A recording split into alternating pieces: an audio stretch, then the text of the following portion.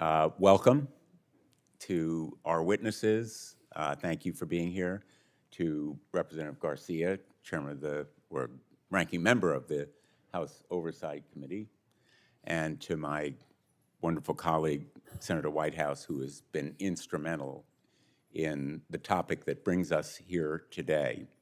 We're here for another important hearing and investigation into the Trump administration's brazen, unprecedented corruption and disregard for the American people. As we all know, everyday Americans are struggling to make ends meet, put food on the table, buy gasoline, and most everything else. Donald Trump has embarked on a series of 18 vanity projects costing more than $1 billion. Corruption has consequences. Corruption has costs. And we are seeing the costs in dollars and cents, but also the desecration of iconic national monuments that symbolize America at this 250th anniversary of our great country. Donald Trump's taste for gilded excesses has long been known, but over the past year, we ought to be shocked at how far he has shown he's willing to go. And let me just quickly outline for you how bills have ballooned and quality has cratered. The East Wing renovation, as it was called, has ballooned in cost from $200 million to $400 million and now $600 million in a no-bid contract, single source with Clark Construction. The reflecting pool, which itself is a disaster, in now empty and fenced off from the public, has gone to a total so far of more than $17 million, but the work has to be redone. So likely that cost will be doubled. Lafayette Park, which originally was supposed to cost $3.3 million, is now again with Clark Construction at a cost of $17 million. And the reflecting pool was a no-source, single-source, non-competitive, no-bid contract with Green Water Services, which is owned by a Trump donor. In fact, that donor has given to Trump's campaign and other projects more than $500,000. Those are just some of the projects we see underway. I want to go back to last October when President Trump announced on Truth Social that he was remodeling the Lincoln bedroom and most particularly the Lincoln bathroom of the White House in, quote, polished statutory marble. Of course, he didn't tell us how much the renovation was going to cost, but estimates suggest that it has put burdens on taxpayers of about $1.6 million, and that was just the beginning. In the months since, he's treated the entire Capitol as his personal Versailles, a palace on the Potomac. He's destroyed a full wing of the White House, repainted the reflecting pool, shuttered the Kennedy Center name, and he's planning to build a massive ark to glorify himself. Meanwhile, he's consistently refused to do anything to help the American people with the struggles they face, whether it be extending the ACA subsidies, providing funding for SNAP, or simply signing a housing bill that passed Congress with overwhelming support. These actions aren't the hallmark of a president. They are more like hallmarks of an authoritarian dictator who's only concerned about himself and not the people he was elected to serve. And the people profiting are Trump cronies who are paid inflated sums from taxpayer dollars through shady, no-bid contracts for work they are not qualified to do.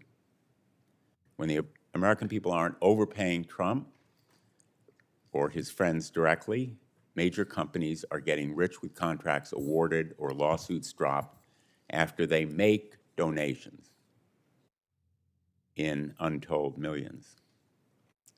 This story of corruption has human costs as well. President Trump wants to be king. He doesn't care who gets hurt or lost along the way. Arlington National Cemetery is hallowed ground.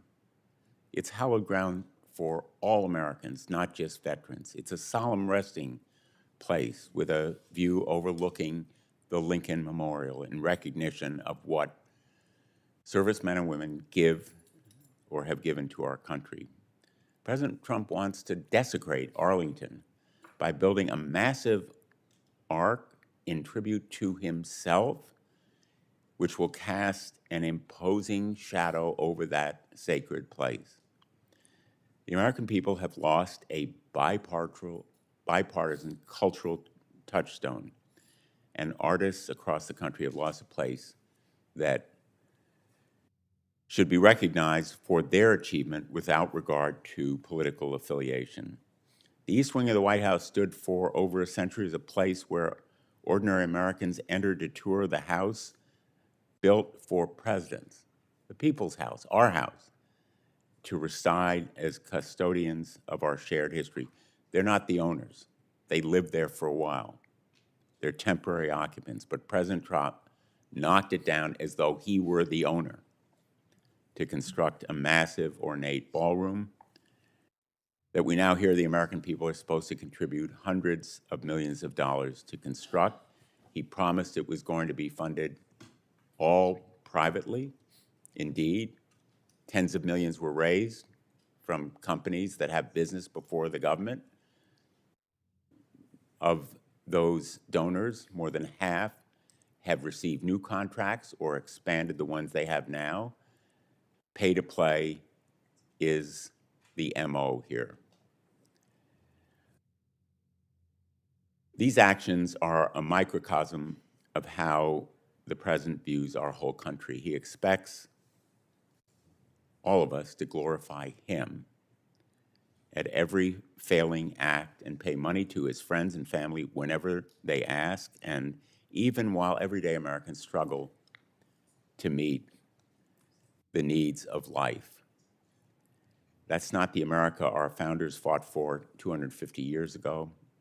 It's the America they sought to prevent through the Emoluments Clause, which forbids benefits going to the president. And it's not the America we want to live in today. I turn to Representative Garcia for his remarks. Well, thank you as always, Senator Blumenthal, and for your leadership in these joint hearings, which have all been really instructive. And today is so important. And I know that the Senate and certainly us in the House care deeply about our history, America's monuments, and the future, where we go from here. I want to thank our witnesses for being here today. It's a really important hearing that we're having. And we're here today to call out the disgusting vanity, incompetence, and corruption of President Donald Trump. The American people are struggling. The rent is too damn high. Grocery prices are up. Gas prices are up. Every American family is paying the costs of Trump's tariffs and economy. But the president doesn't care about working families. He claims affordability is a hoax. His only priority is himself and his family.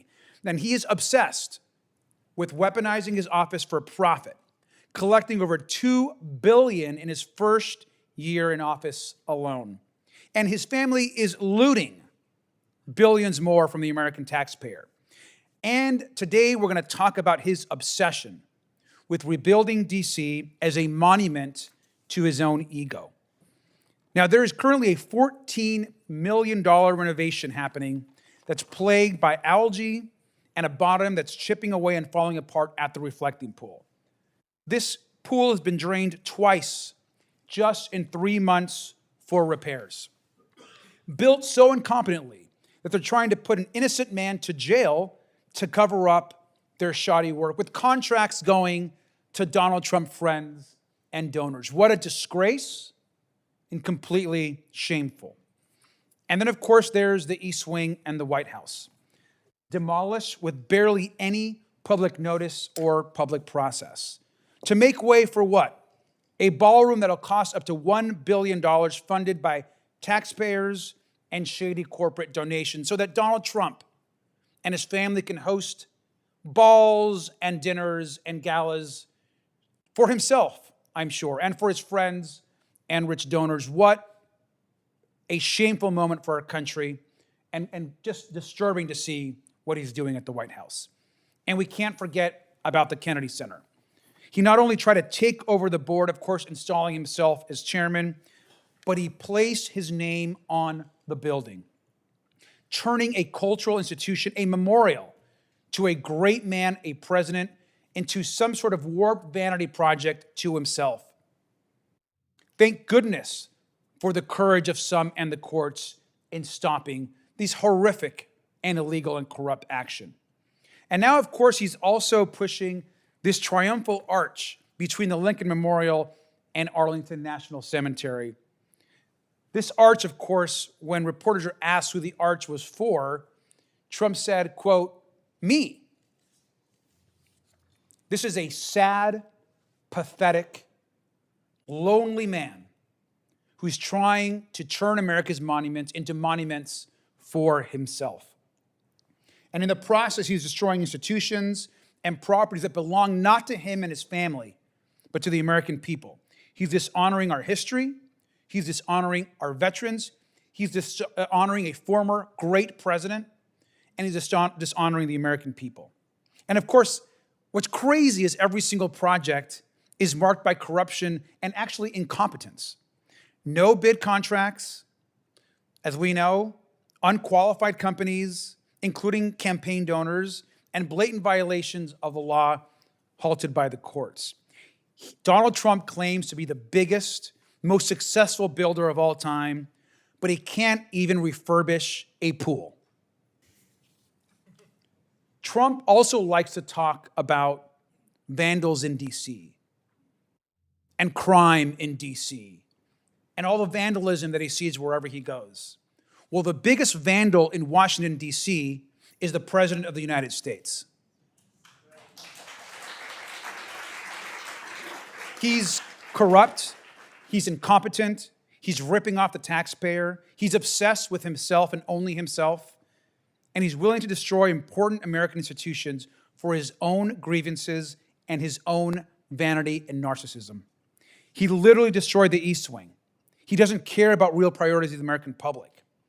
Now, we are investigating all of this, and I thank our Senate partners in their incredible work and investigations on these issues. Now, we want the contracts. We want the documents, the communications, the payments, the paper trails, and we're going to find out who is profiting from these projects and find all the grift and the waste.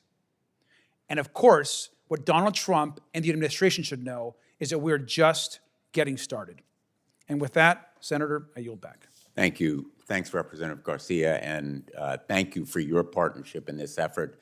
And we're going to be demanding the facts. We're going to want the evidence and documents, and we'll stop at nothing to get them. And together, we're going to make sure that we uncover this corruption, because it has costs.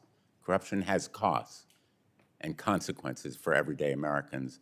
And nobody knows better the importance of getting the facts than my good friend, Senator Sheldon Whitehouse. I want to thank him for his leadership in battling the administration's grift and corruption. Particularly, I want to recognize the tremendous work he did just last week in bringing to light the new whistleblower allegations that the administration is once again performing shoddy work, cutting corners, and issuing no-bid contracts for millions of dollars at the Kennedy Center. Thank you for being here, Senator Whitehouse. Thank you, Ranking Members Blumenthal and Garcia, for convening us here today to discuss monumental waste. If you want to see monumental waste, look no further than the Kennedy Center. Beginning last summer, whistleblowers came to me with documents showing that after President Trump had declared himself chairman, his hand-picked leadership team let FIFA occupy the entire campus for 3 weeks for a grand total of $0. Zero. That gift cost the center over $5 million in lost revenue, but it let the president hang a made-up FIFA Peace Prize around his neck. Invoices and receipts also showed a pattern of unprecedented spending on staff meals, jobs going to Trump World family and friends with no qualifications, and long-term stays at the ritzy Watergate Hotel for their new hires. So as ranking member of the Environment Public Works Committee and ex officio member of the center's board, I launched an investigation into the management of the Kennedy Center's finances. Since last November, more whistleblowers have come forward with documents that demonstrate even more corruption and self-dealing, from multiple no-bid contracts going to preferred contractors, to rushed jobs that need to be redone, to management telling staff to do whatever it takes and not to worry about the repercussions because we'll deal with the lawsuits later. And to what end? All this waste occurred in the service of gratifying the president's monumental ego. That meant delivering for him 2 dates, December 5th, when he'd take to the stage to accept his phony baloney Peace Prize, and December 7th, when he'd take the stage again as the self-appointed host of the Kennedy Center Honors. The columns rusting through fresh paint, the reflecting pool that may now have to be rebuilt, Trump's name appearing on the building less than 12 hours after an illegal board vote. None of this is an accident. Everything was rushed to make sure the monuments looked the way the president wanted. And now Americans are left to foot the bill for the shoddy work itself and for the still needed repairs never properly done. My fellow ex officio member, Representative Joyce Beatty, is here. She filed the lawsuit that forced President Trump's name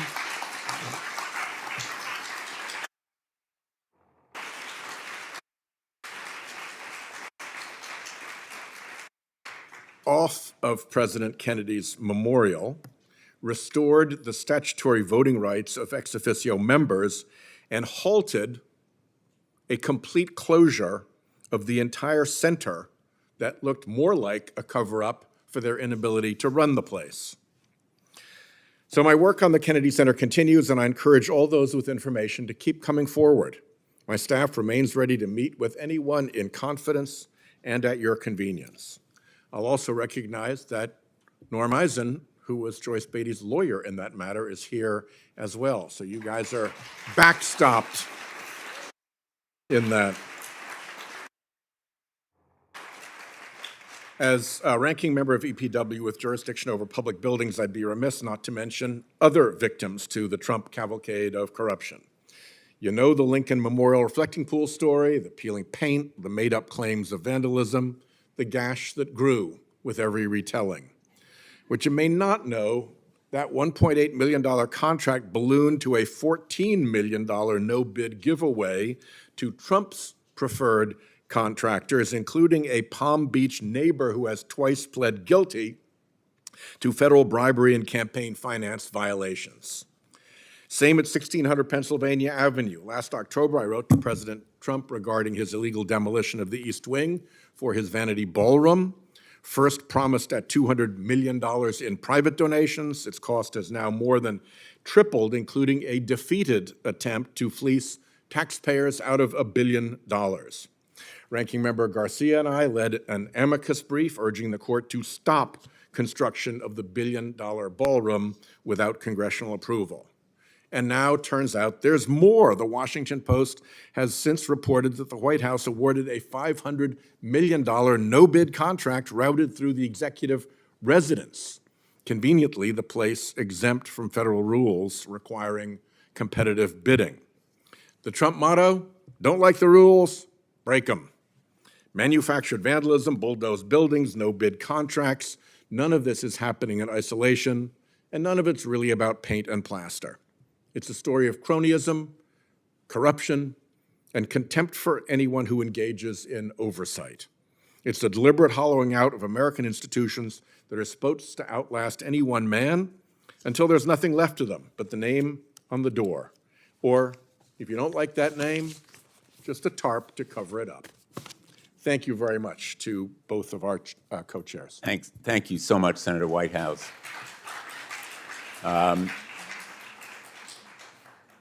Senator Whitehouse has already partially introduced the witnesses, but I'm going to do a more formal job, and I want to tell the witnesses and everybody here that Senator Whitehouse and I spent a lot of time in this hearing room.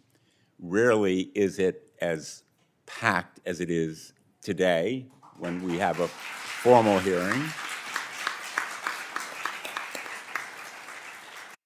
So I want to thank everybody who is here, but also just to tell the witnesses, you may feel that this hearing is of lesser value because we're sitting down here instead of on the dais. We should be on the dais. This hearing should be bipartisan. Republicans should be doing what we're doing now, investigating this corruption and cronyism. But make no mistake that America is watching. In fact, our investigative hearings have been watched on live stream by many multiples of the numbers of people who ordinarily watch the hearings held in this hearing room. So thank you to everybody who is watching remotely today. We're very honored to be joined today by Congresswoman Joyce Beatty, who has represented the 3rd District of Ohio since 2013. She's here today to discuss her role as an ex officio member of the Kennedy Center's Board of Trustees and her successful efforts to fight the Trump administration's attempts to rename the Kennedy Center. Ben Folds is a world-renowned songwriter and musician who spent 8 years as artistic advisor to the National Symphony Orchestra at the Kennedy Center. He stepped down from that role in February 2025 after President Trump fired many members of the Kennedy Center's formerly bipartisan board and had himself elected chairman. Jimmy Shaughnessy is a combat veteran whose great-grandparents served in both world wars. They are buried in Arlington. He is here to share his family's story and how Trump's proposed arch would honor or dishonor his great-grandparents and so many other brave veterans who are buried at Arlington. John Gollinger is a democracy advocate and public citizen, where he has led groundbreaking research uncovering the corruption and grift epidemic in Donald Trump's ballroom pay-to-play. Ambassador Norm Eisen, retired ambassador, is the co-founder and board member of Democracy Defenders Action and co-founder and executive chair of Democracy Defenders Fund. He has combated the Trump administration's efforts to establish a $1.776 billion slush fund. I call it a thug fund for the benefit of the January 6th insurrectionists. He served as counsel to remove Trump's name from the Kennedy Center. He represented Olympian David Hearn in his criminal case regarding the reflecting pool, and his testimony today will focus on anti-corruption efforts. So with that, Congresswoman Beatty, the floor is yours. Thank you, Ranking Members, Senator Richard Blumenthal and Congressman Robert Garcia and other members of this distinguished hearing. I'd also be remiss if I did not thank my colleague and ex officio board member Sheldon Whitehouse for his comments. Today's hearing, monumental waste on how Donald Trump is spending taxpayers' dollars on national landmarks like the Kennedy Center. My testimony will focus on fighting back against Trump's unlawful renaming of the John F. Kennedy Center for the Performing Arts, the only living memorial for President Kennedy. It's about whether powerful people can rewrite history, seize public institutions, and silence dissent. The unlawful renaming of the Kennedy Center is another example of Trump's disregard of the rule of law and our Constitution. I became the face of this fight because someone had to stand up. At the end of the day, it wasn't about fighting for myself. I was fighting for the rule of law and for an institution that belongs to the American people. Trump began his takeover of the Kennedy Center by handpicking his sycophants to the Board of Trustees to rubber stamp his plans. By law, certain members of Congress serve as ex officio members of the Kennedy Center's Board of Trustees, like myself. Trump then illegally stripped ex officio members of their rights to vote in board meetings. During the December 18th, 2025 virtual meeting, I was muted, silencing me when the vote occurred to change the name. On December 22nd, 2025, I filed the lawsuit, Beatty v. Trump, in federal court to remind the president that there are consequences for unlawful actions and that one cannot simply rewrite federal law. From December 2025 to March 2026, a series of filings and hearings occurred. I appeared before the Federal District Court Judge Christopher R. Cooper on March 12th, might add, that was my birthday, 2026. On May 30th, 2026, Judge Cooper ruled that the Kennedy Center trustees acted unlawfully when they renamed the institution to include Donald Trump's name. Further, the court reaffirmed separation of powers by stating that only Congress has the authority to rename the John F. Kennedy Center for the Performing Arts. Judge Cooper also ordered every reference to Trump's name to be removed, including the website, branding, transportation, and signage on the front of the building. On June 12, 2026, the day the sign was ordered to come down, I stood with hundreds of people at the Kennedy Center for approximately 11 hours as scaffolding and a tarp were erected. At 4 a.m. on Saturday, June 13th, I witnessed the name had been removed. In addition to the name being removed, Judge Cooper also blocked Trump's planned two-year shutdown of the Kennedy Center. Justice prevailed. No longer silenced, no longer prevented from attending and voting in board meetings, the name had come down. The Kennedy Center is the home to the National Symphony Orchestra and thousands of artists, performers, students, advisors, and families like many here today, especially Mr. Ben Folds. Once it became apparent that the Trump and the board's unlawful actions led artists to canceling and refusing to play the Kennedy Center, it appeared that Trump decided that his own personal ego outweighed the thousands of artists and the workers who rely on the Kennedy Center for their livelihood. The court's most recent ruling made clear that the Trump administration must explain two things by July 31st. Why the Kennedy Center remains covered by a massive tarp, and what is he covering up, and what concrete plans they have to keep the building open. I'd like to convey my appreciation to the House Oversight Committee and the Senate Permanent Subcommittee on Investigations for holding this hearing today. In these difficult times, American people deserve better than a president who is more focused on slapping his name on buildings than helping people lower the cost of groceries. Yes, I would have preferred to be here talking about affordability and helping working families rather than discussing Trump's vanity projects and petty acts of defiance. Thank you, and I yield back.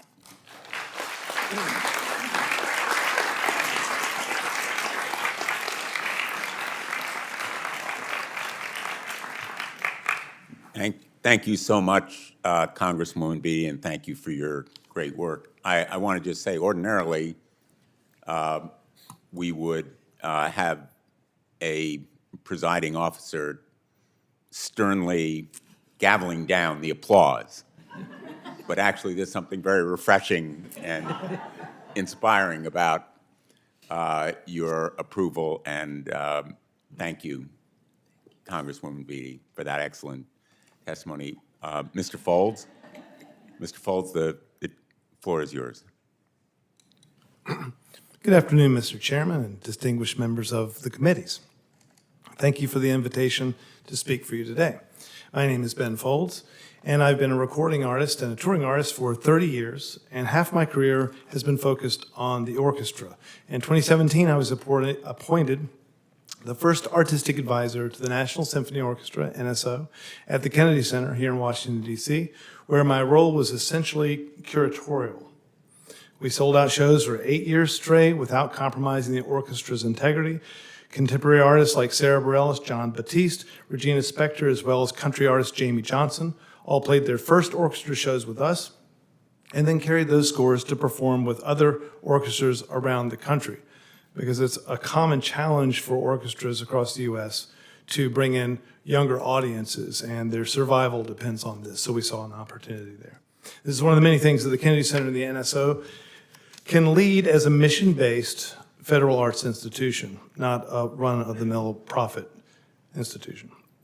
Just as our efforts were beginning to make a difference across the country, in February 2025, the Trump administration staged a brutal board takeover. For the first time in history, a president took control of the Kennedy Center's programming and messaging. The firewall between politics and the center's nonprofit mission was eliminated. The result was a hyper-politicized environment. Gone was the apolitical sanctuary the Kennedy Center always provided. During the first Trump administration, when I was appointed, I never heard politics discussed in any meetings or gatherings at the center. Everyone involved, including the Trump board, knew we were there to create, educate, and showcase art for all Americans, not to further a political agenda. I think most of us understand that when you politicize art, you got propaganda. With the new partisan toxic environment under the current administration, I could not trust that artists I booked at the Kennedy Center would be safe from retribution if they said or sung something that might displease the president or his political lackeys who now controlled the center. I could not perform my job or the mission I was brought on to do, and for this reason, with great sadness, I had no choice but to resign. These days, if an artist agrees to perform at the Kennedy Center, they risk being seen as explicitly endorsing the Trump administration and all of its policies. Declining an invitation to perform at the Kennedy Center will have an equal and opposite political effect. There may be certain artists who will thrive in this environment, comedians come to mind, but most want nothing to do with it and will choose to create and perform their art elsewhere, and they are, and audiences are following. If you take the case of DC-based artist Yasmin Williams, who decided even after the takeover to honor a prior offer to perform at the Kennedy Center's Millennium Stage. Exercising her First Amendment rights, Yasmin had publicly taken issue with the then center's Trump-loyal executive director, and during her performance, she was aggressively interrupted and heckled, prompting the center's workers union to call for an investigation into credible allegations that the then executive director incited and even paid these hecklers to harass her. So Yasmin had to endure heckling from extremists on the right, while also getting grief from the left for even showing up to perform, treated as if she was a scab crossing a picket line. And you have to marvel at anyone who would believe they could run the business of the Kennedy Center with no prior arts administration experience at all. And we can see the result has been dwindling audiences, the exit of the Washington National Opera, the dismantling of the national public education outreach programs, and the demoralization of our National Symphony Orchestra. Many of the NSO privately believe that their jobs are in danger. So the takeover hobbled the Kennedy Center, broke its once proven successful business model, and disrespected its original core mission. The unlawful addition of the president's name to the front of the building sent the Kennedy Center into further spiral. And while his name has been removed, thank you, the center's future and the future of the NSO is still uncertain. Our beloved institution needs to be resuscitated. We need a vibrant Kennedy Center whose leadership once again understands how to run its business, who will keep politics checked at the doors, who will ensure that only the most qualified arts administrators are in charge, because we can see the damage that is caused when arts are run by politicians rather than people. I greatly appreciate you hearing me out. I can only hope your concerns can find their ways to the hearts and minds of your colleagues on the other side of the aisle who seem absent today. I used to work with them on various issues, bringing people into the arts, and they're absent now. Here's hoping that we can get that spirit back. I'd like to yield back myself. Thank you.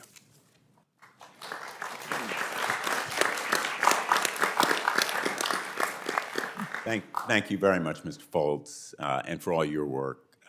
I now recognize Mr. Shaughnessy. Thank you, Mr. Chairman. Good afternoon, everyone. I appreciate your efforts in keeping this issue in the public eye. I speak to you today as a private citizen, a Marine Corps combat veteran, son of a veteran, and grandson of generations of combat veterans spanning nearly 200 years. Buried in Section 60 in Arlington National Cemetery, my great-grandfather, my great-grandmother. He, a combat veteran who led the charge on horseback against Pancho Villa and would go on to serve in both World Wars. She, a combat nurse who tended to wounded young men during World War II. They didn't question whether they should serve, only how long they would be permitted to. As a young Marine, I was impressed by their example. Their commitment to service and country became values I carried through my enlistment and combat tour, a tour in which I lost friends before I could learn their full names. Now, potentially, a gigantic arch will cast a shadow on my resting family, friends, and leathernecks as vanity is rewarded with a momentous symbol of selfishness. A 250-foot arch is a profound disruption and insult at the entrance to sacred ground. The space at the gates of Arlington Cemetery exists as a threshold, a transitory passage between service and burial. To preserve that integrity, it must remain open and unobstructed. The origin of this arch was not born from conversations and contemplation with military members, veterans, their families, or the entities that serve these populations. It was not a discussion with the American people, not a discussion for the American people, but rather an attempt to gain the attention of one man. Service members and their families navigate many transitions throughout a military career and beyond. The transition out of the military is among the most dangerous periods a service member will face. That final transition, from service to eternal rest, it is not theirs to manage. It is ours. It falls to us, the living, to receive our wounded and our dead with the highest esteem and care. An arch is not what they need. Who is this arch for? Is it for me? The president has already answered that question, and yes, it is for him. This arch would obstruct the sight line of the Arlington Memorial Bridge, a symbol of unity and reconciliation, connecting those divided by war and grief. Rather than honoring that unity, it deepens a wound that has not fully healed. Hasty construction is no path to a monument worthy of this nation. Previous memorials were shaped by extensive public input and rigorous agency review, ensuring that the final design reflected our shared values. This proposal has had neither. Others have raised the serious safety hazards of placing a monument in a roundabout at a high-traffic intersection, consistent with this administration's pattern of placing pedestrians in harm's way. Every view from our contemplated landscape will be dominated by an overt symbol of hasty, selfish celebration. Approaching drivers will have their view of Arlington obstructed as they gawk at the mammoth sterling white blocks of stamped facade. Once atop the observation deck, there are two choices. Gawk with an amusement-like stare at the cotton-bright gravestones diligently plotted across the hillside, or turn your back on our fallen comrades and take in the stunning views. The administration has chosen to ignore the established protocol and precedent for this project, which is allowing Congress to write into law the authorization for construction of a memorial structure, instead of rubber stamping every aspect of this project, contradicting the very purpose of pre-established criteria meant to determine a structure's path. The precedent cited for this project is beyond flawed and outdated. 100 years old and 2 pillars apart is hardly sturdy footing for an arch. This project does not honor any living or deceased patriot of ours. Funding has been stripped from the Veterans Affairs, the National Park Service, and the Department of Interior, degrading the capacity of these very agencies that provide direct services to veterans and their families. If we are to truly support the men and women who serve in uniform, direct this money to those agencies. How will this project be funded? With our tax dollars? With redirected entrance fees from parks across the country? Anonymous donations flowing into another undisclosed fund? We deserve an answer. This is not political, this is eternal. No one needs this arch. It is inappropriate, unnecessary, insulting. It is a waste of our land, our time, and our money. Thank you.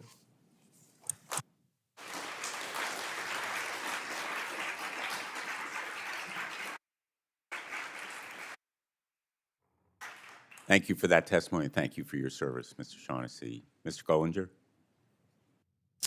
Good afternoon. My name is John Gollinger. I'm the democracy advocate with Public Citizen, where I investigate corporate influence on government and elections. The week before the wrecking ball smashed into the East Wing, a room of around 100 people gathered in the White House for a candlelight dinner.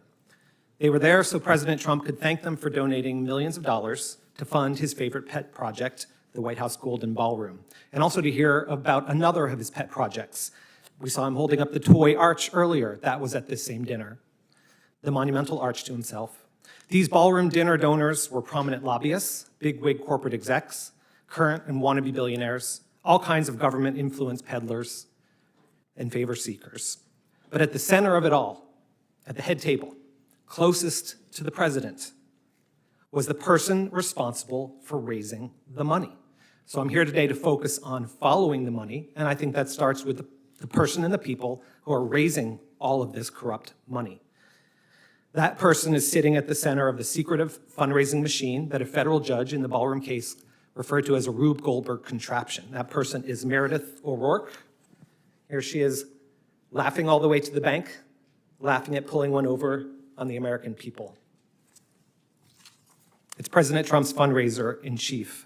A profile of Ms. O'Rourke last fall in a Florida publication called Influence Magazine, appropriately titled, reported that she doesn't like the spotlight. She doesn't like it shined on herself or her work. I think that's for good reason. Doing what I'm doing right now, and I hope you do a lot more of in the days and years to come, exposes the secretive, shady schemes that Ms. O'Rourke and her friends have employed to raise all this money for the projects we've heard about today. The Ballroom, Freedom 250, the Garden for American Heroes, trashing of the Kennedy Center, probably the Arch, probably more. Central to these schemes has been cloaking Ms. O'Rourke's fundraising for all these pet projects with the veneer of legitimacy and secrecy by funneling the money through tax-exempt charitable organizations. Some of them long-standing groups like the Trust for the National Mall, which has served as the money funnel for the $400+ million for the Ballroom. Some of the money for the Freedom 250 has been funneled through the National Park Foundation. The template for both of these projects was the same. Hijack a legitimate group, funnel money from donors who want or have gotten something from government, and allow them to be both tax-exempt and secret. Steer the money to Donald Trump's piggy bank so he can dole the contracts out to friends, no-bid contracts in many or most cases, and spend wild sums to build monuments to waste, greed, and corruption. With my written testimony that I submitted for the record is the secret document Public Citizen obtained through a Freedom of Information Act request that lays out the Ballroom project funding scheme in black and white. It says donors who want to be anonymous can be. It says money from tobacco companies that typically the Park Service and its charities can't take can be taken, and more. We did a report right after the Ballroom, the East Wing was knocked down, that found hundreds of billions of dollars in government contracts went to the people, the companies that donated to the Ballroom. Most of them also had federal enforcement actions pending or dropped. We did another one recently that found that the majority of the donors got more government contracts to the tune of $50 billion since they made their donations. And most of them, 16 out of 27 companies, are facing federal enforcement actions or have gotten them suspended. That's the donors we know about. What I'm more scared of is the donors we don't. But we will smoke them out, and we will find out. Last month, along with the Revolving Door Project, Public Citizen analyzed the contracts and the corporate money related to Freedom 250. That's a Trump-aligned LLC, limited liability company, created and housed inside the National Park Foundation, where conveniently Ms. O'Rourke was installed on the board in March. We found 20 corporate sponsors funded Freedom 250. This is ExxonMobil, Oracle, Lockheed Martin, Palantir, United Airlines. Undisclosed sums contributed, no oversight. In another case, Ms. O'Rourke and her associates have simply invented their own tax-exempt charity out of whole cloth. According to the pledge agreement prepared for prospective donors, the National Garden of American Heroes Foundation was established this year to fund 2 Trump projects, the development of a Garden of Heroes at West Potomac Park and the dramatic expansion of the East Potomac Park Golf Course. The pledge agreement lists Ms. O'Rourke and her associate as the contacts and states that they will seek to retain the anonymity of anonymous donors. What all these sketchy schemes have in common is this: Corporate and billionaire donors who want something from government benefit. Meredith O'Rourke and her lobbyist friends who help her raise the money benefit. The charities funneling the money benefit. Donald Trump benefits. The American people lose. Thank you. Thank you very much, Mr. Bollinger.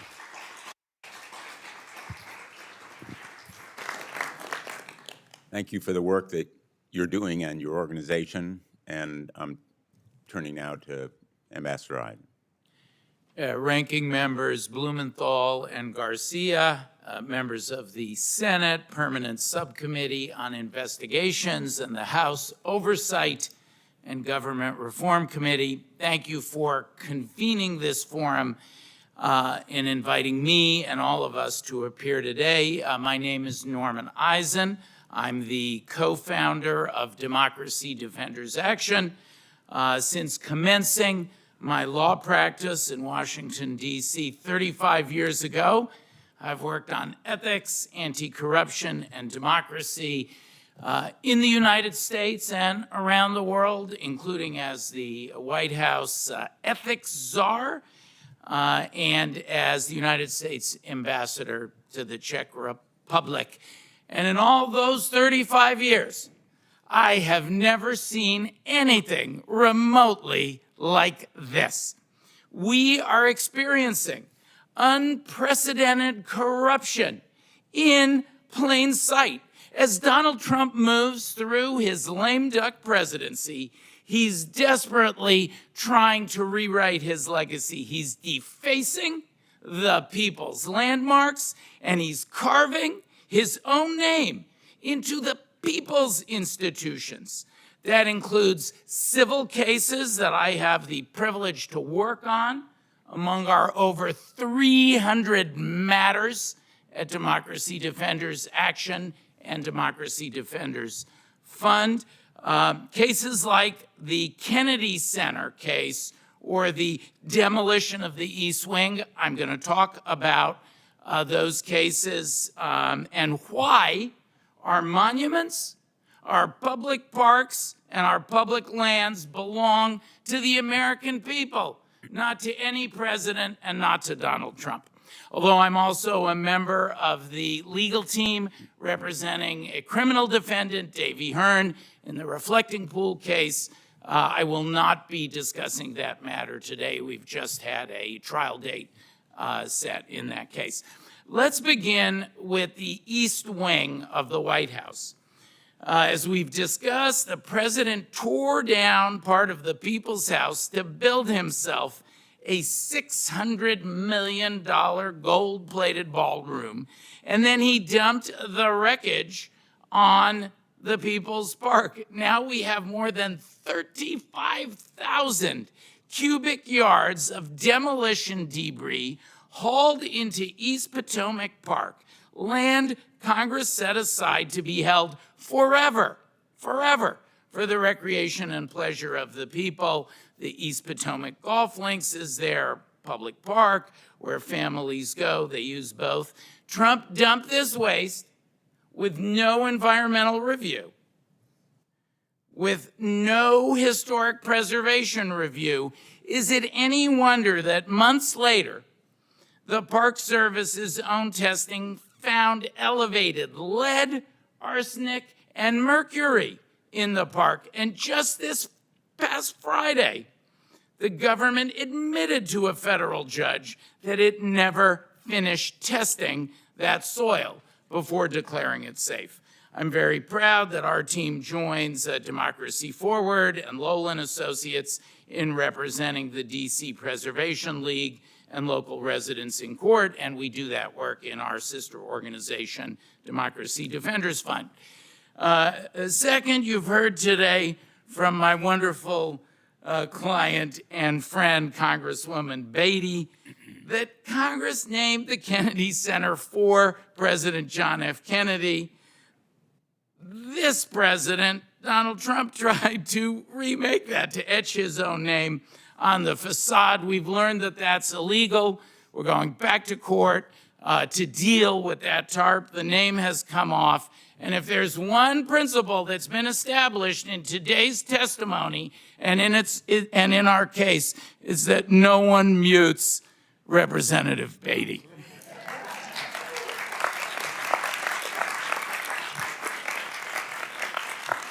I'm not really, I've been up here for 35 years. I'm not really accustomed to the applause, but I love it. It's a lot of pressure as it builds for each additional witness. The Kennedy Center case we're very proud to do. We believe in doing these cases in teams. Very proud that the Washington Litigation Group and Nathaniel Zielinski, who's also here today, is co-counsel with us in that case. There is so much more that we could talk about, and I look forward to discussing in response to your questions another form of vandalism, that $1.8 billion anti-weaponization fund. Perhaps the ultimate landmark of our nation is our Constitution. And by making a deal with himself and trying to establish a slush fund and an endowment for insurrectionists past and future, he violated the Constitution's case and controversy clause. We were so proud to represent 35 bipartisan former federal judges who went to court, who stopped him, and who built a different kind of a landmark. Judge Williams' opinion saying that in the United States, the law is king, none other. Thank you very much, and I look forward to your questions.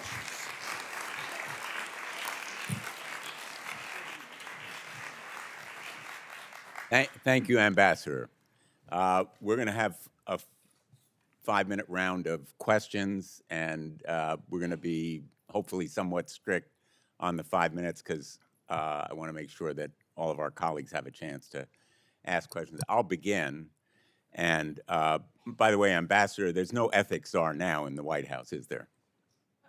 I think there's a czar who's in charge of destroying ethics, not defending them. The ethics czar is an ethics czar in charge of destroying ethics and morality, not protecting it. You know, I think the challenge that we face here is making sure that Americans understand that corruption, whether it's no-bid contracts or self-enrichment or favoring pals and donors, has costs. It has costs in ballooning the bills for these projects and in cratering the quality of the work that's done. So corruption is not just an abstract issue of morality or ethics. It has real costs to taxpayers.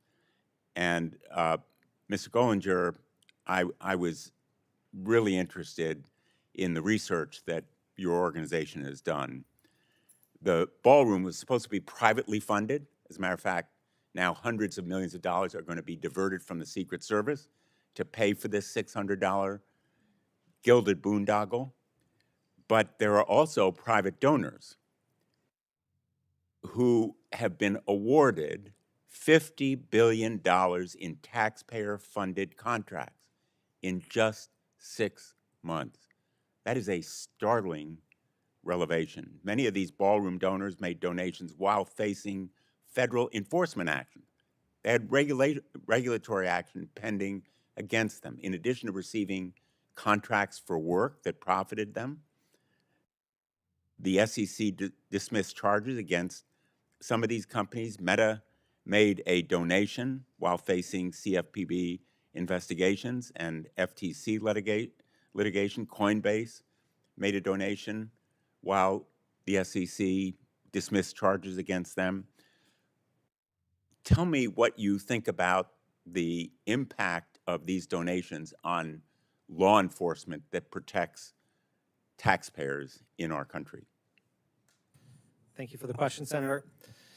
Well, I worked in law enforcement before I came to public citizen in 2023. I spent 3 years in the San Francisco District Attorney's Office, and I went in because of a public corruption scandal, I was a lawyer, but I'd never worked in law enforcement. I was hired to head up public corruption investigations there. And what I learned in my 3 years, and we did some good cases, good meaning bad corruption that we uncovered and prosecuted, was that in San Francisco, which is a little city with a lot of money, in every city in this country, in the federal government, in every state, the number one corruption crime is procurement fraud, i.e. corrupt contracts, right? I'm sure as you well know from your experience. And that is because, as was famously said by a bank robber in the 1800s, why does he rob banks? Because that's where the money is. Government contracts are juicy targets for thieves and juicy targets for corrupt government officials and these sort of hangers-on and associates, as I've been alluding to and discussing. You can figure out how to steer those contracts to the people they want to raise money from. And that's what we're trying to see if actual deals were made. I don't have evidence before you today, but I also, unlike when I was a prosecutor and an investigator, I don't have this power of search warrant. But if you are the chair of this subcommittee next year, you will have that subpoena power. So I will lastly just say, when contracts are given to donors as pay to play, it means the costs of government services go up, taxpayers pay more, and good, honest businesses pay the price. If you want to play by the rules, you end up losing out, and that's wrong. And we will use that subpoena power, both Representative Garcia and myself, if we are fortunate enough to have it next year. You know, I went out to the reflecting pool at the end of last week, and my heart broke. We've all been to the reflecting pool. We know it's a historic site, the civil rights demonstrations. It's also a place where visitors go, an iconic symbol of the greatest nation in the history of the world. It reflects America. It reflects the Lincoln Memorial, where Abe Lincoln must be turning over in his grave, Honest Abe, and the Washington Monument. And, you know, the destruction of these kinds of symbols of America have real resonance, and I wanted you to be here, Mr. Shaughnessy, because you reflect America. Our veterans reflect America. Our veterans have never been consulted about the building of this arch. I wanted you to be here, your face and voice, since veterans have had no representation in this decision that will vitally affect Arlington Cemetery. What does it say to you that this president is constructing an arch without consulting any of the community that will be directly affected by it as they go to visit their loved ones who are buried in this sacred place? Thank you, sir. It's a very tall order to represent all the veterans in the country. I do my best. There's a couple of different reasons why I find this so insulting, is that there's already a process in place that ensures that monuments that are constructed represent all of America. We have a lot of different opinions, and that process has worked. It's worked for previous memorials, previous war memorials. Every other monument in DC has gone through such a process. And now to bypass that process, it tells us, one, it reminds the service member they're expendable, their opinions don't matter, and that the commander-in-chief can do what they please. By putting, it's the location. Doesn't matter what goes there. If it's a massive structure that obstructs the view, it's because none of the details have been thought through. This is incredibly hasty. I've been at the National Capital Planning Commission meetings, and these folks have not thought about the details. So let me just highlight the noise that's required to complete a project of this size.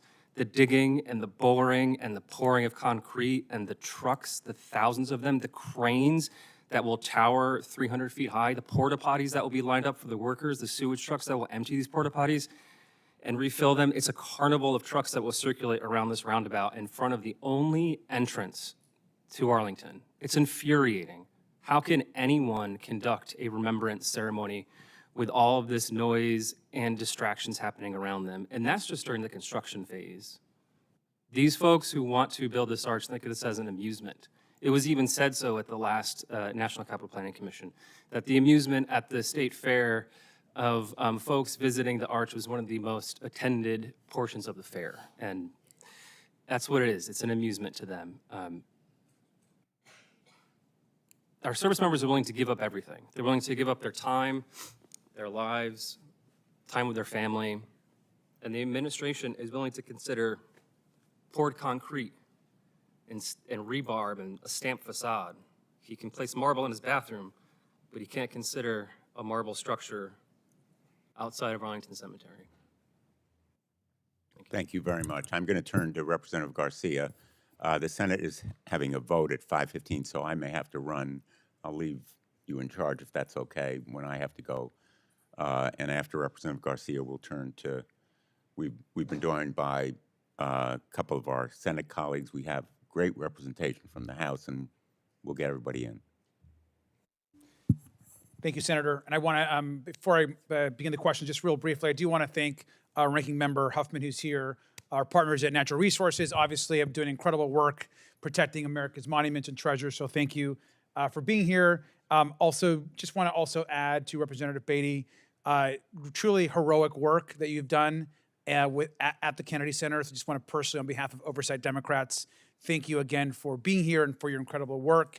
And also, we'll recognize we have Councilmember Robert White, who is here, and of course our Shadow Senator, Ankit Jain, who is also here. So thank you both for being here and for your representation.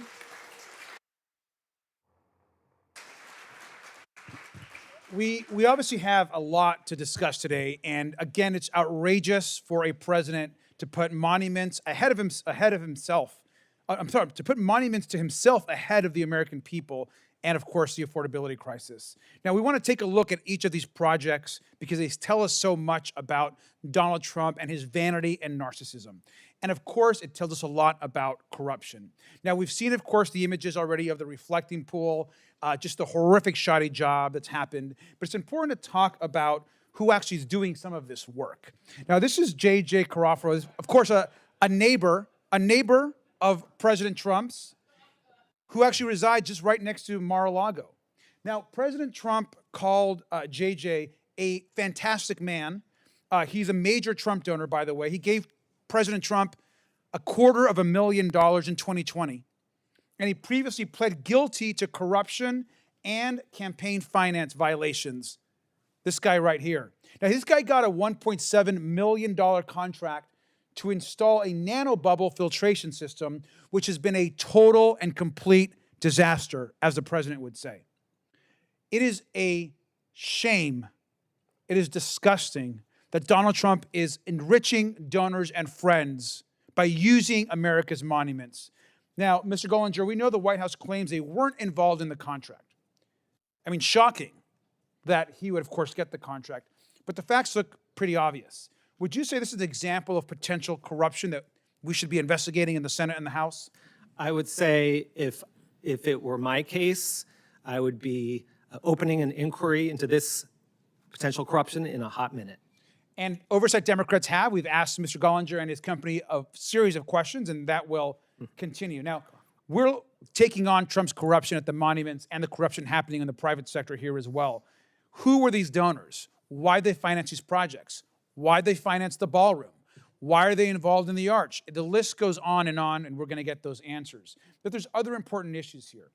President Trump's vanity projects in D.C. show also his dishonesty and all of the lies in the administration. Now, the contractors President Trump used to renovate the pool were clearly incompetent. We've all seen the images, the lining at the bottom of the pool, and then the embarrassment of the lies of the president himself, essentially saying that vandalism is what caused all the problems. Now, we've seen, of course, one of the president's really unhinged true social posts that he likes to do in the middle of the morning or the middle of the night. Now, this is, of course, a pretty long, unhinged rant, so I'm not going to read the whole thing. But to summarize it, the President of the United States especially spends his time claiming that someone gutted the surface of the pool with a knife. He claims somehow that knife and somehow some chemicals that got poured into the pool is what caused this massive destruction of the pool, which they've had to, of course, now try to rebuild on multiple occasions. I mean, this is just blatant lies and an embarrassment to our country. Mr. Gollinger, has your administration actually produced any evidence of the president's claims? Not that I've seen. and Not a single one. Not at all. These lies are ridiculous. And now we have the U.S. DOJ, our Department of Justice, trying to prosecute innocent people who are looking at the pool, who, of course, are being arrested, who are being moved away, children, families, athletes, all because of the president's incompetence. Once again, the person that calls himself the best builder in history can't actually fix a pool here in the district. I also just want to say, Mr. Foltz, thank you for your testimony. We of course, our institution at the Kennedy Center is so important.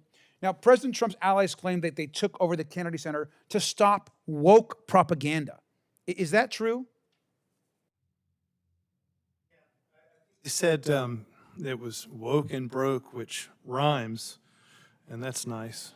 No, I'm not really sure what that means, but I mean, our job at the Kennedy Center was to make sure every kid, especially that went there, saw themselves represented on stage. The Kennedy Center is the people's art institution. So if that's what woke is, then yeah, sure. I don't know what that means. Exactly. And having been to the Kennedy Center to see some performances, they also claim that nobody was going to the Kennedy Center. Yeah. That it wasn't connecting with audiences. Is that true? Oh, absolutely not. As I was saying in my testimony, I mean, we had straight sold-out shows on our programs, and as far as I knew, at least a few years came up in the black there, meaning that they ran at a surplus, which is really, really impressive. And so, no, I think the Kennedy Center was going through some golden years, in my opinion. Thank you. And finally, Congresswoman, I just want to thank you for being here again. I know that, President Trump kept saying that the board was rigged at the Kennedy Center, literally silenced you from speaking during the vote, if I'm not correct. And in response, of course, you led the lawsuit to fight and save the Kennedy Center. I want to close my questioning here. Just what went through your mind seeing this destruction, and after, of course, you won the suit with others on behalf of the Kennedy Center? It was devastating. As I was sitting there, it was the first that I'm sitting there as a board member, as a U.S. member of Congress, and to be silenced. And so that was the first part of our journey in working with Norm and Nathaniel for the lawsuit. I also thought about all the performers, the artists, the people who work in the boxes, the people who sell tickets, and it's about jobs. And at this critical time in our country, when we're talking about affordability, when we're talking about putting food on the table, I thought about all of those folks, and they love their jobs. If you've ever been to the Kennedy Center, they do it with such grace and pride. So the fight wasn't about me. It was about it being unlawful. So I've always said consistently, it was about the rule of law. We cannot let individuals like Donald Trump get it twisted that he can do any and everything he wants without pushback. And it was about the arts. And being a board member, serving with Joe Kennedy when I first went on the board, it's the love of art for me, love of that institution, but it was really about the American people. It was much bigger than the Kennedy Center. While it was all about it, it was about jobs. It was about making people feel that there is still hope in this country and that people will still stand up and fight. And when we fight, we win. That's right. Thank you. Thank you, Senator. Thank you.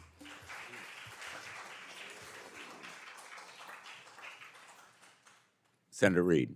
Well, thank you, Senator Blumenthal. Thank you, Congressman Garcia. Thank you all to our witnesses. First, I want to thank and salute Mr. Shaughnessy for his service in the United States Marine Corps. Thank you very much, and your continued connection. And I share your concern about the arch. It will desecrate Arlington National Cemetery. So thank you for your work. But let me ask Ambassador Eisen, one of the other proposals is to take West Potomac Park and make it the National Garden of American Heroes. and I have this feeling that most of them will be donors to the Trump campaign, but that's beside the point.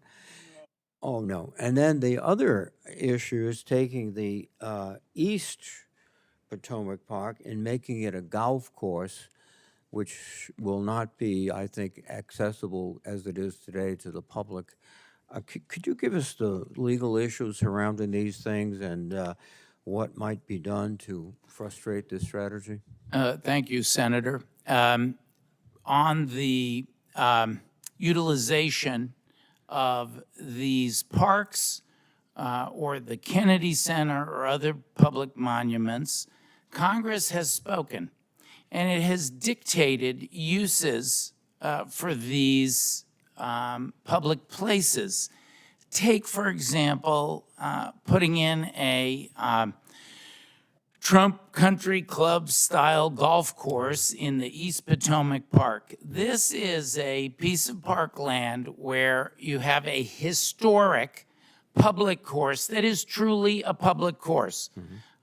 When I go out there, you see people of all ages from every different part of DC and the larger areas, families, grandparents golfing with their kids. It's affordable, it's accessible, it's one of the first of its kind anywhere in the country, so it's also a landmark. Other public parks around the country have been built on that. It is a desecration to take that at great cost to the American people, because Donald Trump's corruption is something that we all pay for. To take that and to convert it to this kind of a Trump Country Club style course that we don't need, we don't want to pay for. We certainly don't want 35,000 cubic yards of toxic dirt there where children are playing, being dumped from the East Wing, destruction. So and that's why we've gone to court to address it in terms of this illegal dumping on the land and other related legal issues. Well, thank you very, very much. I must confess, having flunked golf at West Point, I'm not the biggest golf fan, but I want to see that course maintained as a public course with access for everyone. And thank you. Thank you. Thank you. Next, we're going to hear from Ranking Member Huffman. Thank you very much, Ranking Member Garcia and Senator Blumenthal, for holding this important hearing and for inviting me to participate as the ranking Democrat on the House Natural Resource Committee, where we're working shoulder to shoulder with our Oversight Committee colleagues to bring some transparency and accountability to this mess. Every president thinks about their legacy, what they'll leave for the American people. Most of them try to earn one.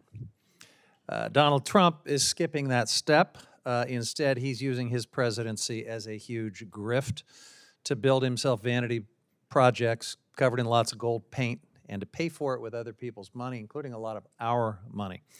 Now, earlier this month, the Natural Resources Committee Democrats released this 55-page report, From Vanity to Insanity. And it describes how President Trump hijacked America's 250th, turning it into an opportunity for raising and spending money in service of his own ego, his own political agenda, and in many cases, his own personal and family enrichment. While American service members die and the global economy sputters because of a wrong-headed and illegal war he has started, while working families struggle with the cost of living, the President of the United States is weirdly obsessed with picking out marble for his ballroom and pushing plans for a massive arch to honor himself. And he's paying for all of this with a combination of public money and also money from corporations who are vying for business from the Trump administration and foreign interests as well. So let's start with the public money. You know, when anyone in this room goes to a flagship park like Yosemite, most of the money that you pay for your entrance fee is supposed to stay there to help fix trails and repair facilities. The rest of that money, though, goes to fund smaller parks with fewer resources. And instead of allowing that to work as it should, Trump has diverted over $90 million of these shared entrance fees to prepare for his vanity arch to decorate the White House and to fix up D.C. statues.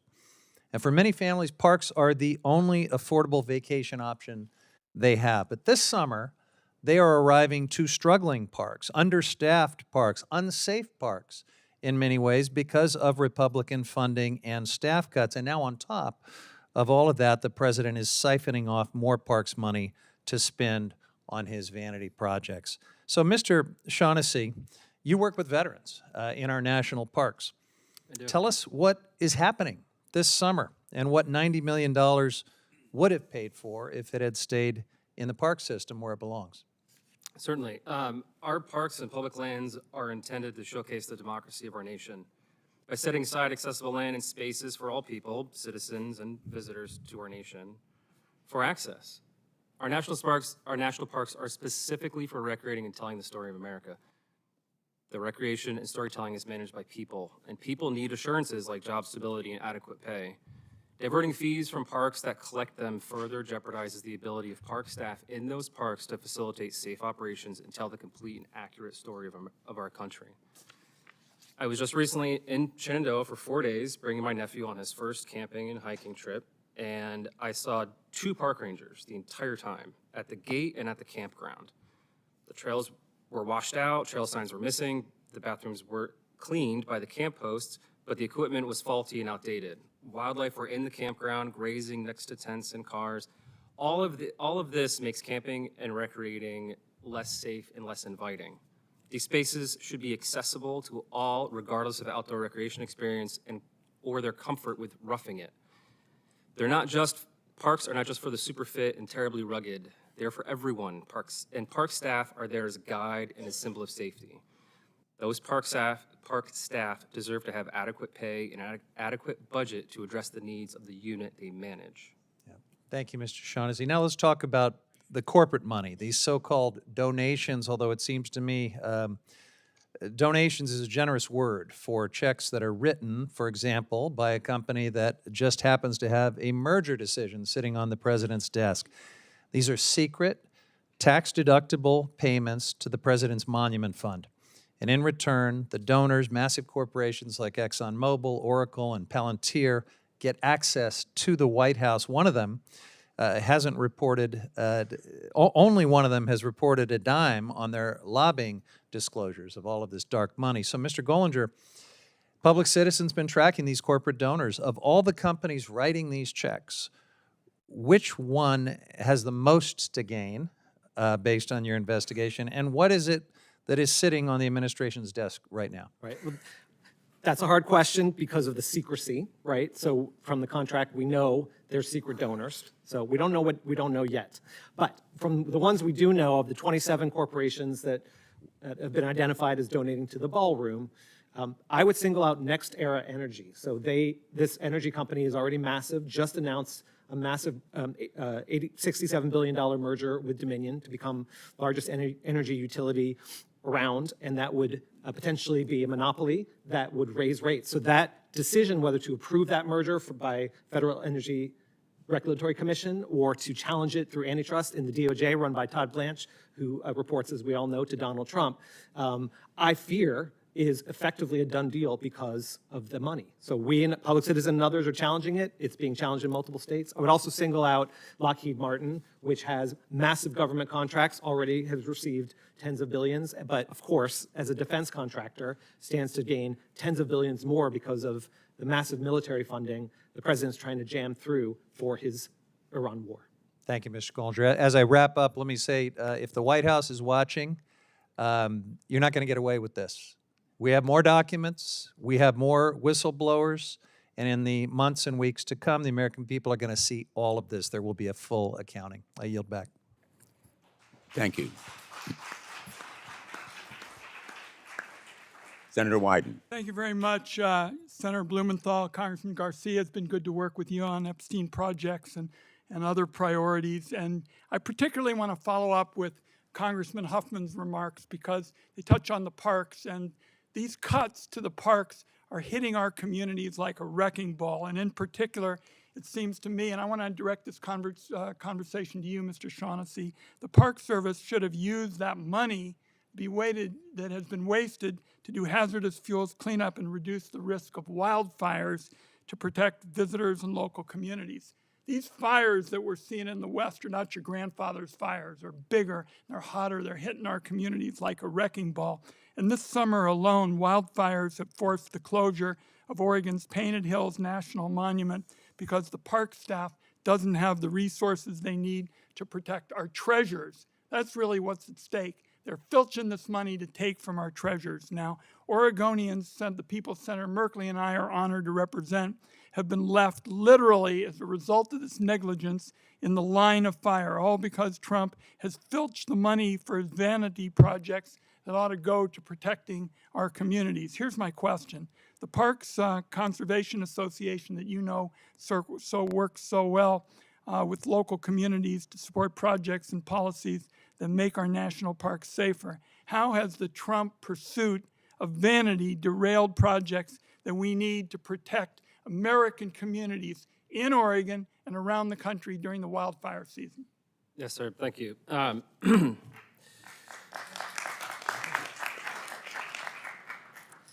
In 2014, I spent some time on the fire line with BLM and out of Klamath Falls, so I'm deeply familiar with the landscape and the fire needs of Oregon and Eastern Washington.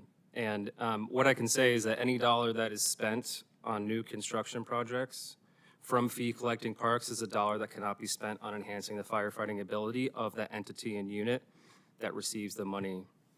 These units base their annual budget on fee dollars, and if that budget has a bunch of zeros and question marks, wildfire preparedness will at best stay stagnant and at worst decline.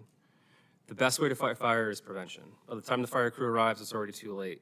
Smokey told us that only you can prevent forest fires. And it's absolutely true. In a national park, everyone plays a role in ensuring fire does not start or spread. Every ranger is given some degree of fire training, and there are daily rules and tasks all uniformed personnel have to accomplish to prevent fire from starting. When the fire crew arrives, it's suppression time. Diverting fees can impact the ability to pay staff. Without paid staff, those folks will need to find other employment, thus removing the knowledge and experience of fire prevention. In addition to the staff, the visitors have a role in preventing wildfire, and those visitors cannot be properly informed if there are not staff there to inform them on how to prevent fires from starting. Any dollar diverted from a national park to a new construction project is furthering the harm of these increasing wildfires. Well, Mr. Shaughnessy, first of all, you're being way too logical for the Trump administration. And the point really is we have to get the message out. And we want to work with you because you're making a big difference. And I don't think it's just Oregon that's going to be hit by this fire wrecking ball. It's going to be all over the West. We just appreciate your leadership. Let's give Mr. Shaughnessy a big round of applause. So thank you.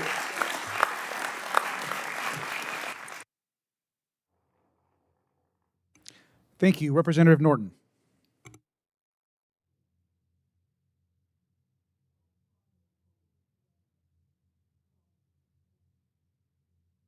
I strongly oppose President Trump's attempt to make the District of Columbia in his image, including his militarizing of the streets, a takeover of the Kennedy Center,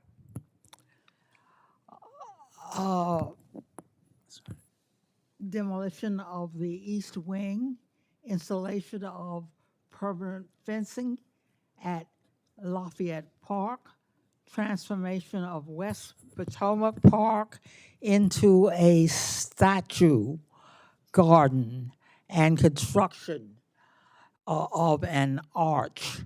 I strongly oppose his redevelopment of East Potomac Park. While the Gulf Coast there needs investment, it must remain affordable and accessible for all golfers. Furthermore, federal law requires the park to quote, be forever held and used as a park for the recreation and pleasure of people, end quote. The park, which is beloved by residents of the nation's capital, region, and visitors, must remain available for public recreation, including walking and running, biking, picnicking, and fishing. The administration is also must immediately remove the more than 35,000 cubic yards of toxic debris which the East Potomac Wing is dumped there. Mr. Shaughnessy, what would be lost by Trump's redevelopment of East Development Park? Yes, ma'am, thank you. So I will try my best to answer this from my personal experience visiting our national parks in DC. Our public lands and spaces are to be public. Golf is a very popular sport. It has a hefty price tag to pay with the clubs, the gear, the shoes, the time. It's very expensive. Allowing a public course gives people operating on a budget the opportunity to play a sport at an affordable price. Allowing them to access at a reduced cost furthers the possibility they can improve their game, maybe enter a tournament and compete. Seizing public land for private interest is reminiscent of Robert Moses, and we're still dealing with harmful effects from that. If privatized, certain portions of this population will not be able to afford entry, and maybe that's the intent. Thank you.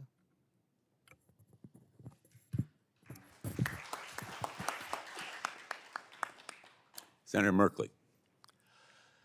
Thank you all very much, and all of you who are attending for coming together to talk about the egocentric projects of this president and how it's betraying the very values of our nation. But first, Representative Eleanor Holmes Norton, I know you're retiring in January. I want to thank you very much for your decades of service advocating for the District of Columbia. Thank you.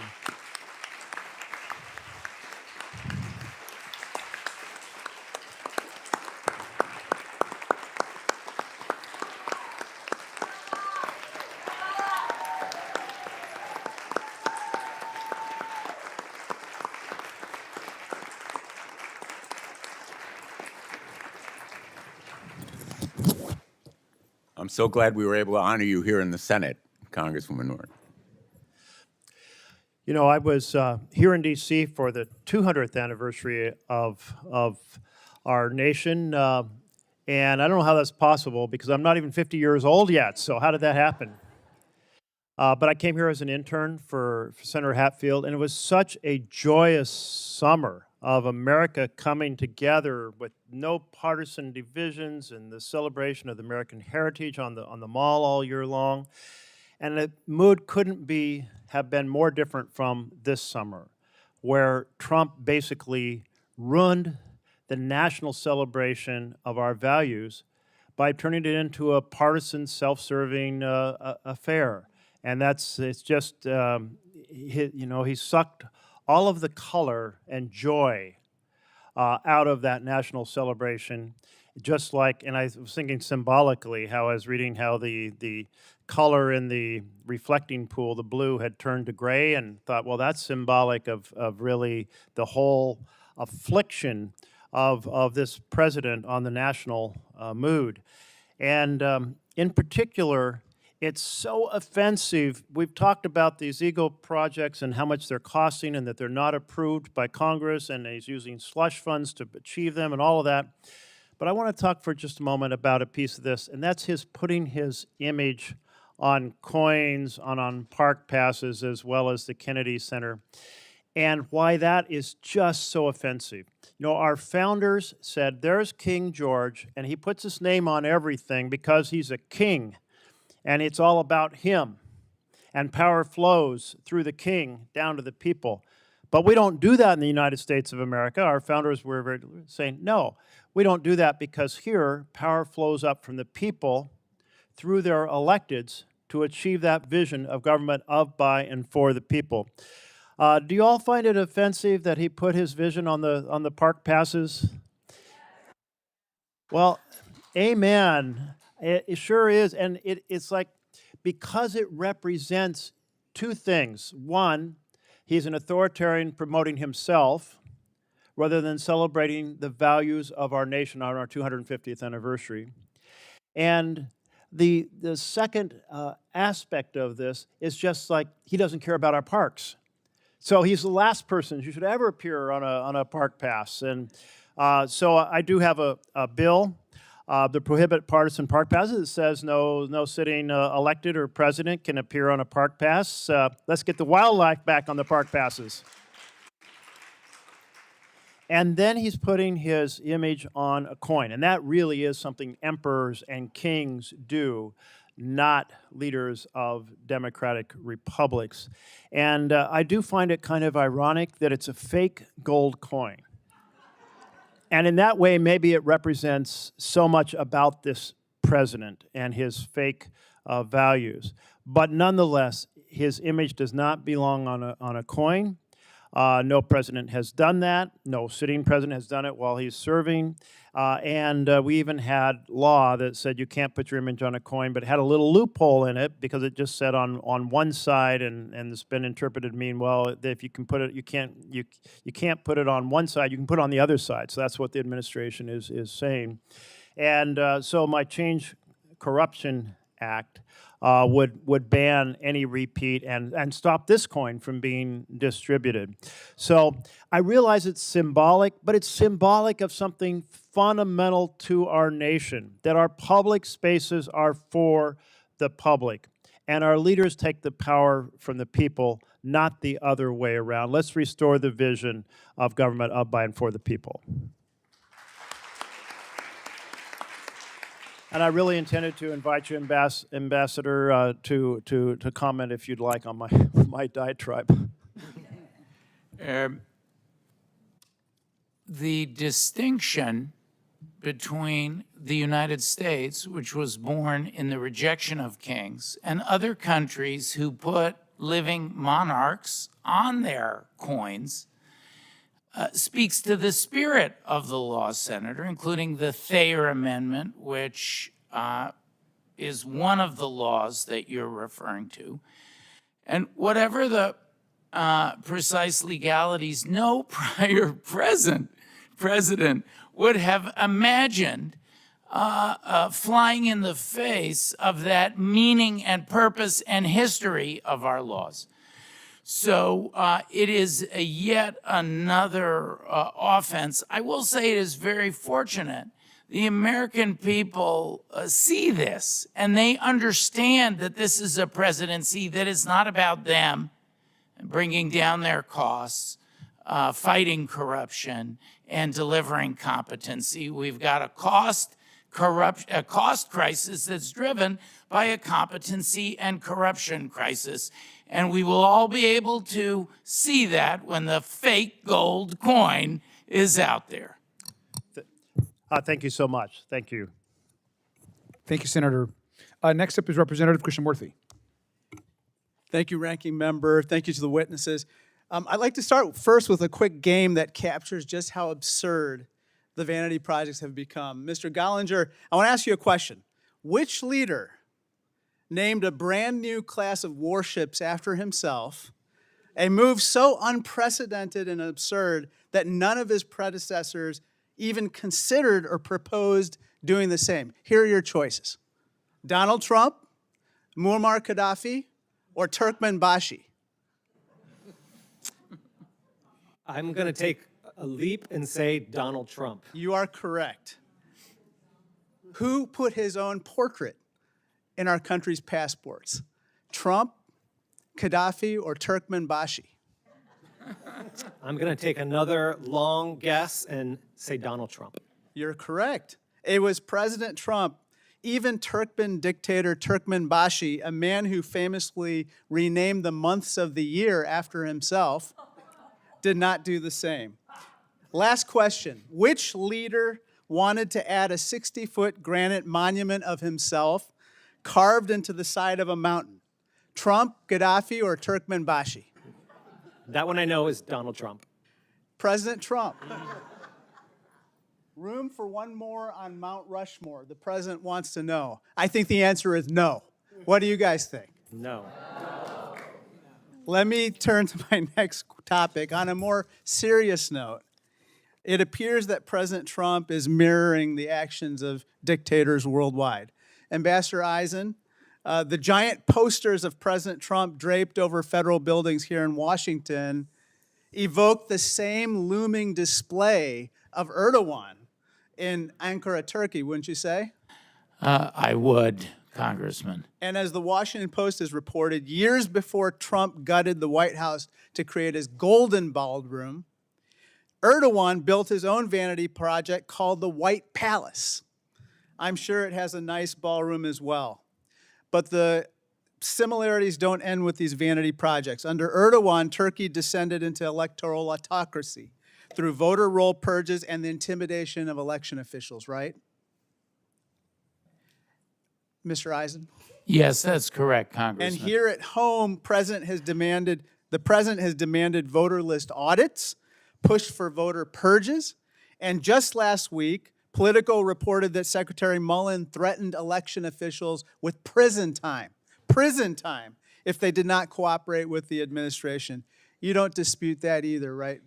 I don't, and I'm very proud that our organization quashed a criminal subpoena for one of our clients, a county, Fulton County. It's an abuse of government power. Totally. Mr. Gollinger, I want to turn to my next topic. I'm sure you are aware of at least 7 individuals who've been charged in connection with vandalism of President Trump's vanity projects, correct? I've heard what I've read in the news. It's fair to say that many, if not all, of these defendants have been victims of overzealous prosecution, right? And that's certainly what it looks like from the news reports. Well, let's look at who has not been subject to investigation or prosecution. Leslie Groff.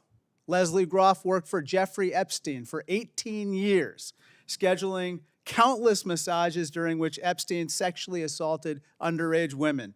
It seems surprising that the Trump's DOJ has not announced an investigation of Groff, correct? That's troubling. Leon Black. Leon Black has faced multiple allegations of sexual assault and helped bankroll Epstein to the tune of $158 million. And yet, the DOJ has not announced a single investigation of this man either, correct? That's troubling. This contrast says everything about Trump. If you damage one of his vanity projects, such as the reflecting pool, the DOJ will pursue you. However, when extensive records implicate you in the worst sex trafficking ring in modern history, this DOJ will look away. Mr. Gollinger, last month, the New York Times reported that President Trump's construction spree could cost at least $1.2 billion. You don't dispute those numbers, right? That sounds right.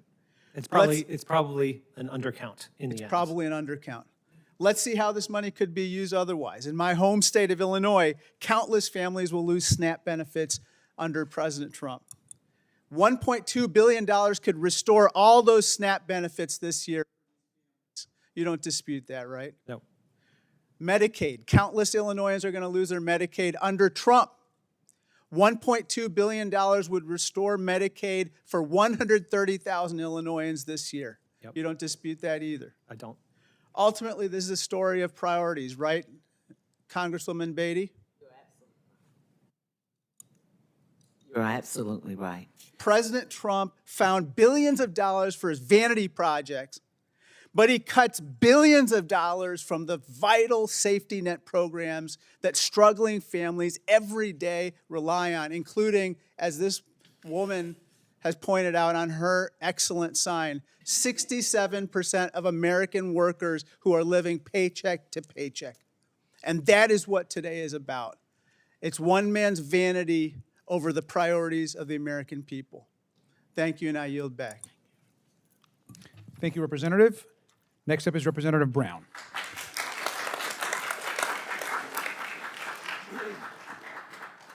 I want to say thanks to Ranking Members Garcia and Blumenthal for holding this shadow hearing today, and thank you to our witnesses for being here today. I represent Ohio's 11th Congressional District, where families are forced to do even more with even less under this administration. They are worried about whether their rent will increase again, whether child care will consume an entire paycheck, whether they will lose their health care, and whether there will be enough to make ends meet and put food on the table. 2 years ago, Trump promised to lower costs on day one. but his attention has been on just about anything else, anything that glorifies him or enriches himself and his wealthy friends. This president had a choice, and he chose wrong. He chose warfare instead of health care. He chose to cut taxes for billionaires instead of cutting costs for working families. He chose donor giveaways instead of helping families put food on the table. He chose to build shrines unto himself, billion-dollar ballrooms, gilded renovations to the Oval Office, $100 million arch, putting his name on the famed Kennedy Center, $16 million no-bid contracts to donors for botch reflecting pool renovations. That tells the American people everything they need to know about how out of touch he is with reality.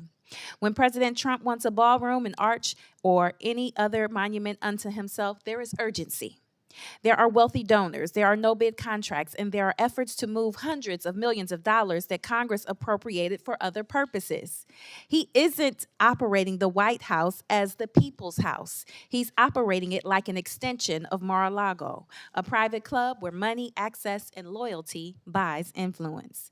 It's the new Gilded Age, with Donald Trump acting as the party boss, rewarding friends, enriching insiders, and using public institutions to consolidate his personal power.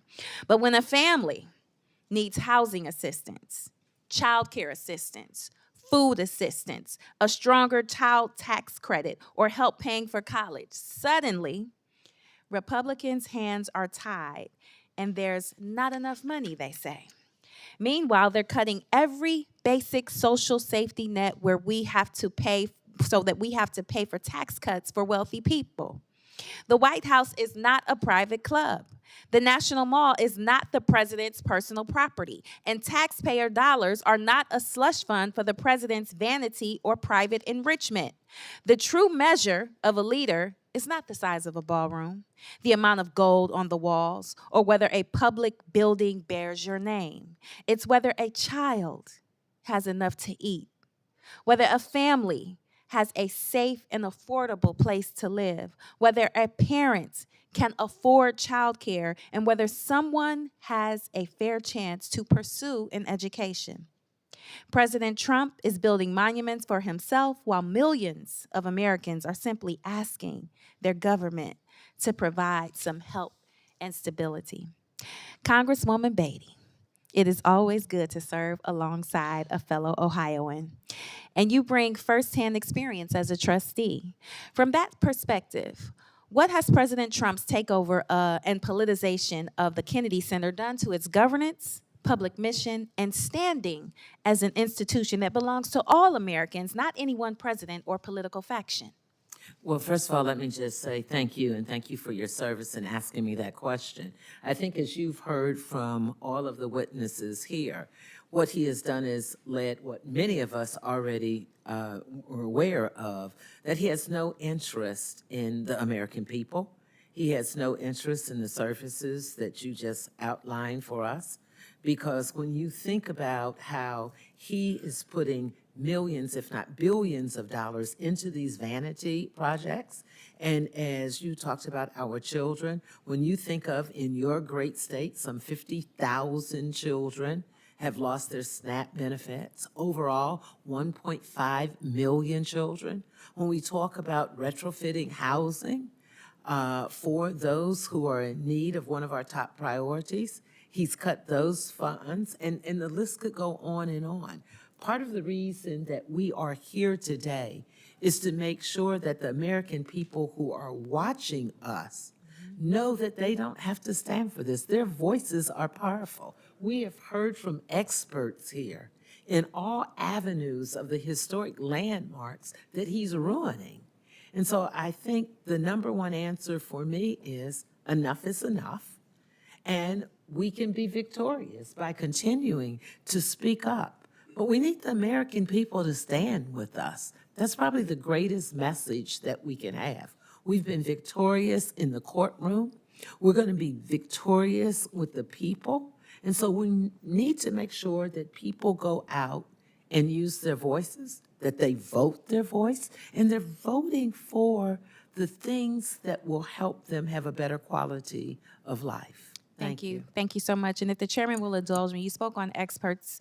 Mr. Gollinger, when wealthy donors with businesses before the federal government finance the president's preferred projects, politically connected companies receive no bid contracts and public funds are redirected, it begins to resemble a modern political patronage machine. What safeguards are being passed and what information must Congress obtain to determine whether access, contracts, or favorable government treatment are being exchanged for political or financial support? I mean, the point of having a free and fair marketplace is that the best product, the best service wins for the best price. That's the opposite of what you just described. Giving wealthy donors, politically connected folks, people who are engaging in backroom deals for the ballroom and these other projects, a leg up on competition that's trying it the real, honest way, distorts the system, costs the American people more, and destroys trust in government. So every single donor to all these projects should be sitting here answering questions about how much they gave, who they talked to, and what they got for it. They should be doing it today under the current majority in the Senate and the House, but I hope they will be doing it next year because it's a red flag when you donate to a politician who then gives you something back. It should be the opposite. Thank you. Thank you, Mr. Chairman. Thank you very much. I'm going to go to Senator Hirono, who has joined us. And just as I know a lot of us have been going a little bit over, which I think everyone has been guilty of, so I'm going to try to keep us a little closer to those 5 minutes if possible. But Senator, thank you.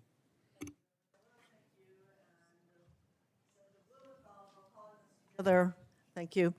To focus on the corruption of this regime, I call it regime because of its authoritarianism. And at this point, there are over 800 lawsuits that have been filed to stop Trump from doing all of his illegal actions, whether it's holding back appropriations that Congress has already provided, and the list goes on.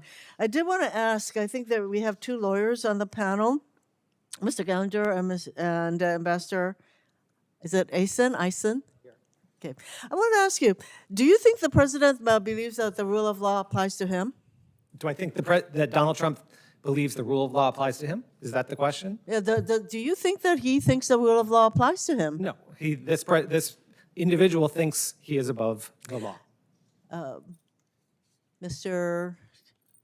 Okay. What happened to Mr. Eisen? I think he just stepped out into the back. Okay. But he's I can't quite make you all out.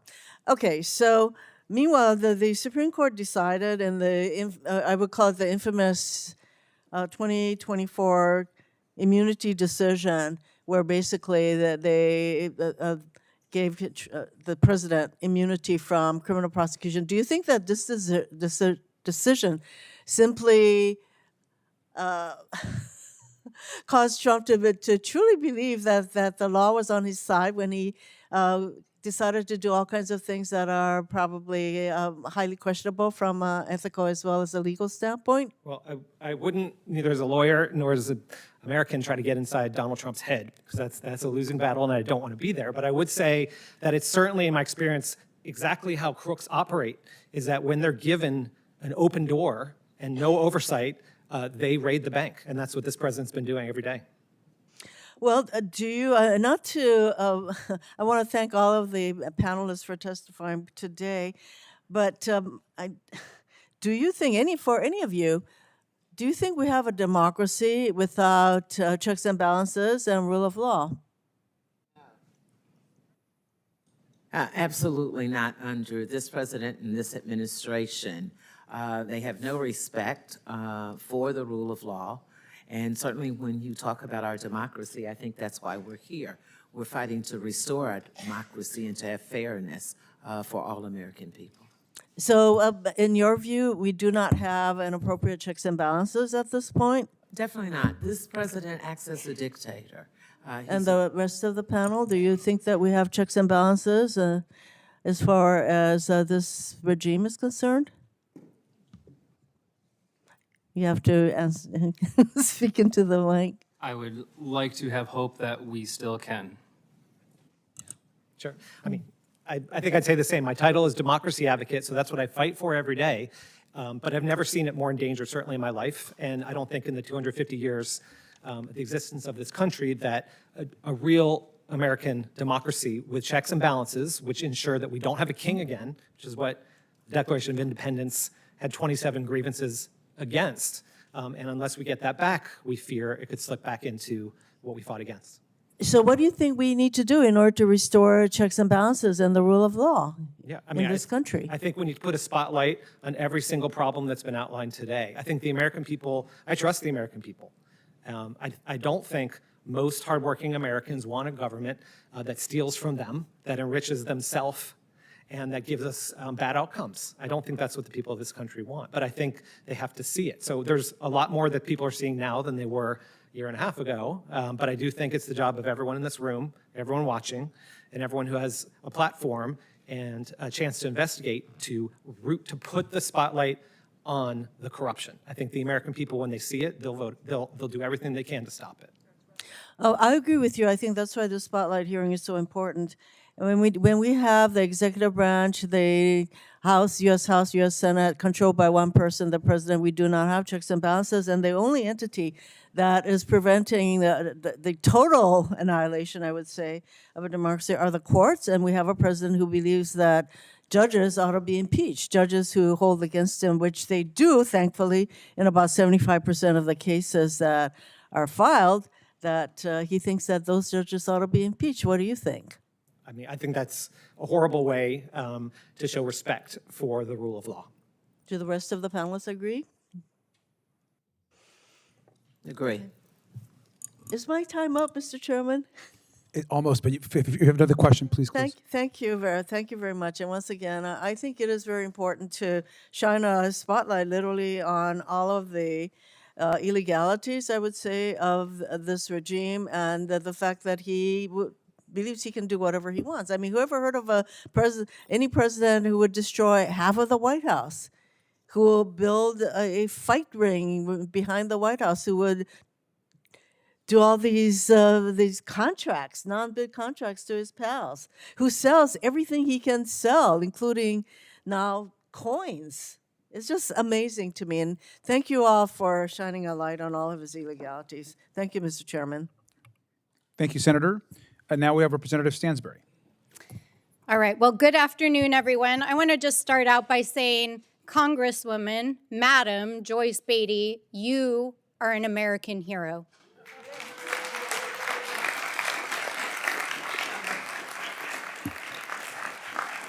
And I am certain that this era in American history will go down as an era.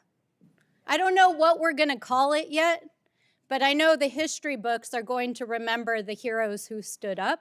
And I know that Congresswoman Beatty, I know that our advocates, I know that the attorneys who are on the front lines litigating these cases will be in the history books. And I also know that this administration and this president, which is filled with grifters, scammers, scoundrels, and yes, sketchy schemes, as you said, sir, who are selling access, favors, pardons, and just making money every single day for their friends, are not only going to go down in history for the malfeasance that they have committed against this government and our people, but I am also certain that this Congress is going to investigate every single inch and hold them accountable. And that is what this hearing is about today. Now, I want to just talk a little bit about how these sketchy schemes are really centering around our monuments and our most treasured places. Let's begin with the White House. The White House has never simply been the president's house or a residence. It is the people's house, a symbol of our democracy, a symbol of our commitment to transitions, peaceful transitions of power, and it belongs to the American people. And not only has this president broken the law by demolishing the East Wing and destroying irreparably history that has existed on that property since this nation's founding, they have given it away to the highest bidder, 27 corporate donors, 15 individual donors who have given millions of dollars in exchange for over $50 billion in contracts by the federal government. Amazon, Apple, Coinbase, Google, HP, Lockheed, Palantir. These are the people who bought the demolition of the White House. Arlington National Cemetery. Arlington is one of our most sacred places as a nation. More than 400,000 service members and their families are laid to rest here. Every monument, pathway, and memorial exists to honor the sacrifice of the men and women who have given their lives for this great country. And now Donald Trump wants to spend $100 million of your taxpayer dollars. He's not even asking for his illicit donations to put an arch up to himself that would block the view of one of our most sacred memorials of unknown soldiers. The Kennedy Center opened in 1971 as a living memorial to President John F. Kennedy. It is a symbol of bipartisan culture and arts that has hosted artists, programming for decades, for generations, representing the best of this country. Not only did he try to inscribe his name on this building, he has set up a pay-to-play scheme that has involved self-dealing and replaced some of the most important programming that this country puts on every day, and this amazing center remains closed right now. Our Smithsonian and our National Mall. Today, we had a hearing in the Oversight Committee in which our Republican colleagues were ordered by the White House to hold a hearing under the pretext that they are going to take out the leadership of the Smithsonian because they don't like the way they're telling our history. Donald Trump has given no big contracts to his friends to tear up the National Mall. And he has, as the chairman, ranking member of Natural Resources has revealed, used Freedom 250 as a front for fraud and money laundering and actually diverting private donations from corporations like Oracle, Lockheed, and yes, Palantir once again to his own nonprofit. Our public lands. I'm from New Mexico. Our most sacred public lands include places like Chaco Canyon and Bears Ears in Utah, places that are completely irreplaceable, sacred to the tribes all across our state and all across the West. And this president has just announced that he is going to revoke the protections as giveaways to the oil and gas industry and to uranium miners in Utah. This is not just about defacing our American monuments. This is not just about his ego. Donald Trump is using the American taxpayer dollars as a personal piggy bank. He is defacing our most sacred places, and he is doing it for just everyday grift to make himself and his friends rich. In fact, we know, because of his own financial disclosures, that he made over $2 billion last year in crypto schemes, real estate deals, and I just learned today by more insider trading on the stock market than all of the members of Congress combined last year. We think we have insider trading problems here in Congress. Donald Trump made more trades than all of Congress last year while a sitting president. And so we want to make clear, loud and clear on these bicameral committees that we will investigate. Where possible, we will refer to prosecute. We will recover damages. We will get the American people's money back, and we will save our democracy just as the heroes on this panel today are here to do.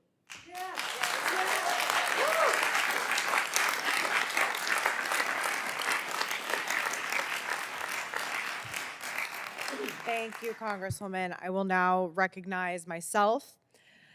The Trump regime is the most corrupt in American history. The corrupt authoritarian wannabe king, Donald Trump, is selling off America's national monuments, also that he can turn the White House into his own version of Versailles, and so that he can turn Washington, D.C. into his own personal playground. And I want to talk about the context in which he is doing all of this. Last year, Trump and Republicans very happily and excitedly ripped away health care from millions and millions of Americans. It was the most unprecedented cut to Medicaid and food assistance in American history. Then Donald Trump decided to cover up the Epstein files. And now we have Todd Blanche in front of the Judiciary Committee in the Senate, and he is about to maybe become the Attorney General of the United States, as he has led the most egregious cover-up in American history. And then Donald Trump also decided to start an illegal, reckless war. This last week, a 19-year-old woman named Isabella Gonzalez was killed, an American service member, was killed in a war for nothing, for absolutely nothing. ICE has murdered 11 Americans on our streets, and just in the last week, we lost a 52-year-old and a father named Lorenzo Salgado Araujo, as well as a 26-year-old father named Joan Sebastian Guerrero. These are murders that should never have happened. And I bring all of this up because when you contrast all of the horrific things that Donald Trump and Republicans are doing, quite literally killing thousands upon thousands of people, with the corruption, the staggering corruption that is occurring at the White House, and corruption that is benefiting Trump himself, his family, his donors, it's enraging. I mean, it's actually sick. And we, as Democrats, and hopefully in the future with Republicans, need to investigate every single piece of corruption that has taken place, and we have to prosecute people for their crimes. Ranking Members Garcia, Huffman, and I wrote to the president back in October regarding his obscene demolition of the East Wing.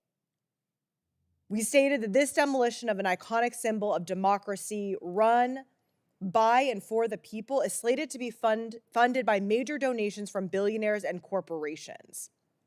There was this lavish White House dinner, of course. We've talked about it. Donors enjoying this extravagant meal of beef Wellington and butterscotch ice cream with pear jam-filled meringue to discuss how to bankroll Donald Trump's luxury ballroom and other vanity projects. Some of the people at that dinner were powerful lobbyists, dozens of whom are now under investigation for their ethical misconduct in supporting these luxury Trump projects. We demanded a list of every donor, how much they've contributed, and any access, favors, contracts, or decisions that they expected from the federal government in return. It took nearly 5 months to get a response from this administration. And when they finally did respond, they answered essentially none of our questions about one of the most brazen corruption schemes being run by the White House. Maybe they did not want to admit that ballroom donors later received roughly $50 billion worth of federal government contracts. That's quite a return on investment. These mega corporations made back nearly 100 times every cent that they funneled to Donald Trump's $600 million ballroom. If that's not pay-to-play corruption, then what is? And then there's this guy. You saw him earlier. He's back up here. John Carafo, a twice convicted felon.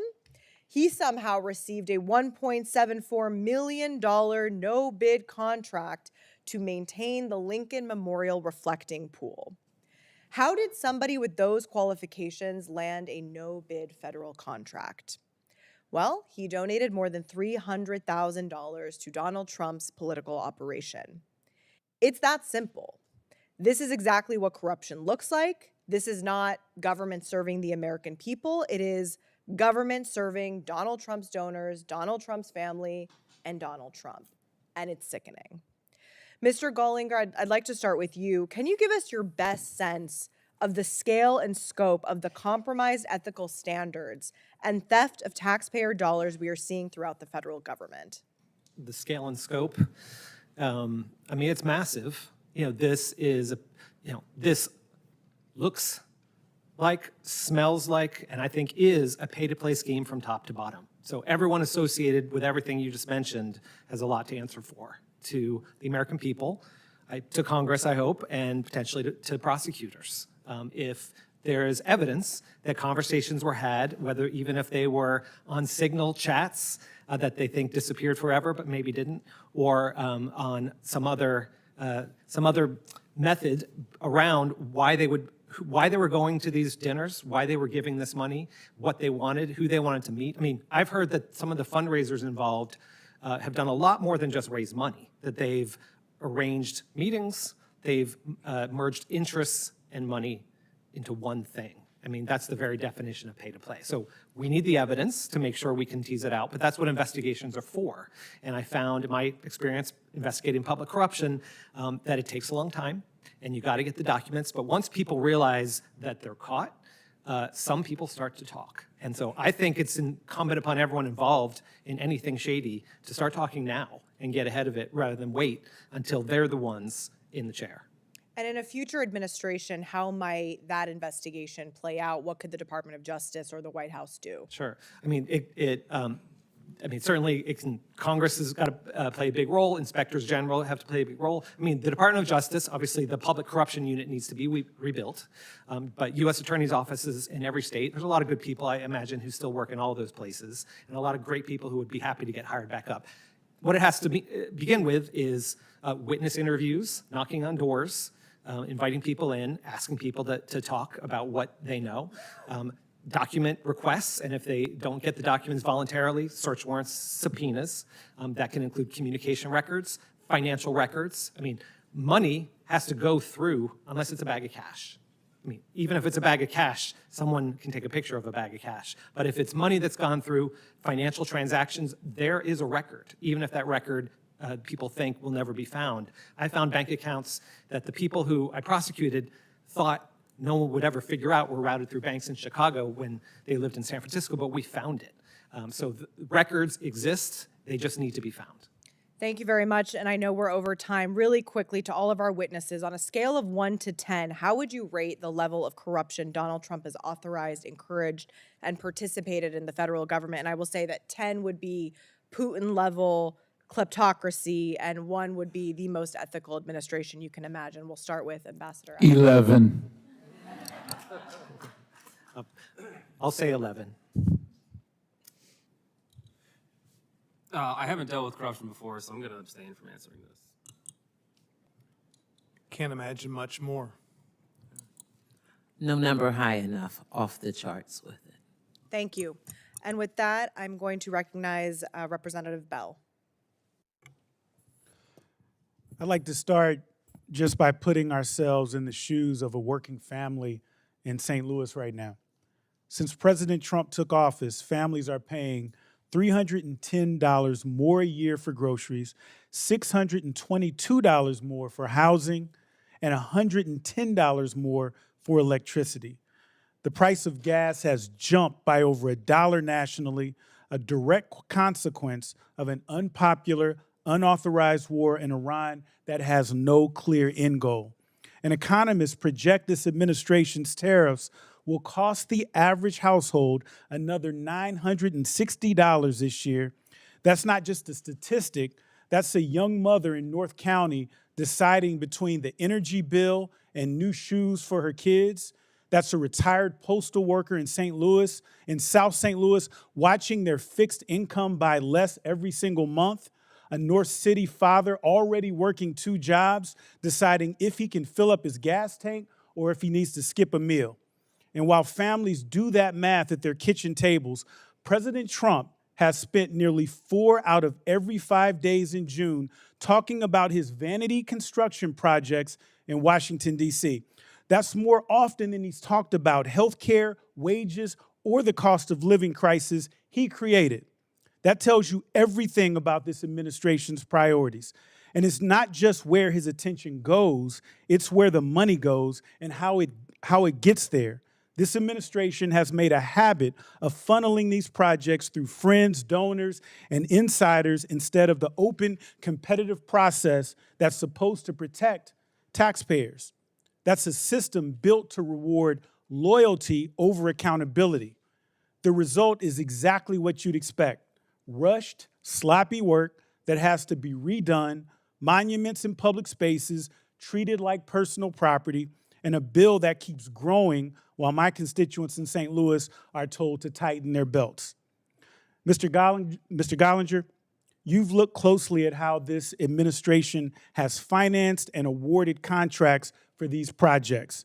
In plain terms, can you walk us through the pattern you found, who benefits, and why bypassing the normal competitive contracting process, why this should worry taxpayers? I think that's a good question. We talked, no bid contracts have been discussed a lot today. Certainly intuitively, I think many people, maybe most, understand that that means done in a way that's going to cost us more money and going to potentially engender corruption. But I think it's important to walk through it a little bit more. So I think this was mentioned earlier, the Washington Post unearthed documents from the executive residence of the White House, which is traditionally a small office in the White House that keeps the White House running, right? These are the people who make sure the art is protected, make sure the building is kept up to speed, the windows are repaired, and the president has what he needs, what he or she needs to do their job. The executive residence of the White House and the offices associated with it have been turned into the Donald Trump vanity project corruption machine. And specifically, the ballroom is that is the office under Joshua Fisher, who's the director of administration, assistant to the president.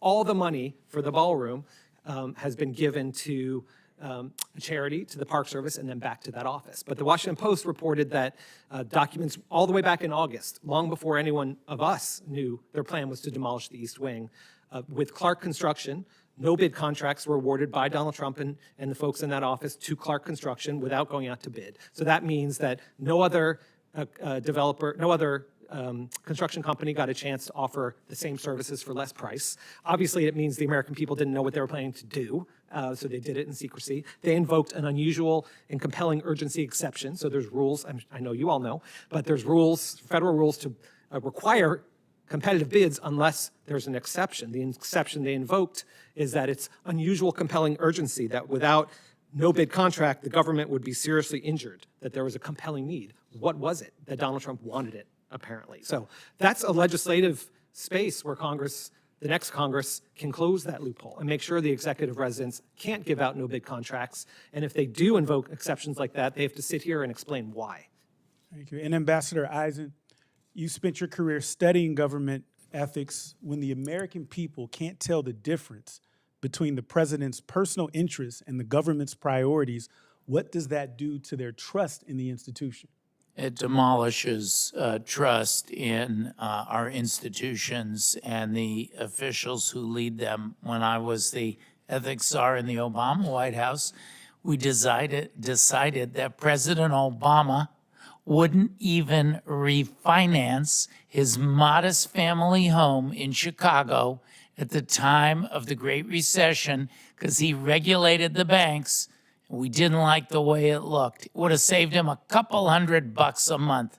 The flip side of that erosion of trust, Congressman, is when you see that political leaders are putting the public interest first, it builds trust and makes our American democratic experiment work. Working families in St. Louis play by the rules and live within their means. It's time the administration did the same. And Congresswoman Beatty, thank you for your work. I yield back. Thank you. I'll now recognize Congressman Menifee. Thank you very much. And Congressman Beatty, I just want to echo everybody's sentiments about the fight that you endured on behalf of the Kennedy Center and on behalf of the American people. I want to be the first person to say that President Trump's attempts to remake all of these institutions in his likeness is incredibly tacky. Congresswoman Beatty, one thing that struck me was in your lawsuit, when the government argued that changing the name was necessary to revitalize the center, which would go into financial and structural collapse unless they attached a Trump name to it. I wonder if the government was aware of Trump stakes in Trump University.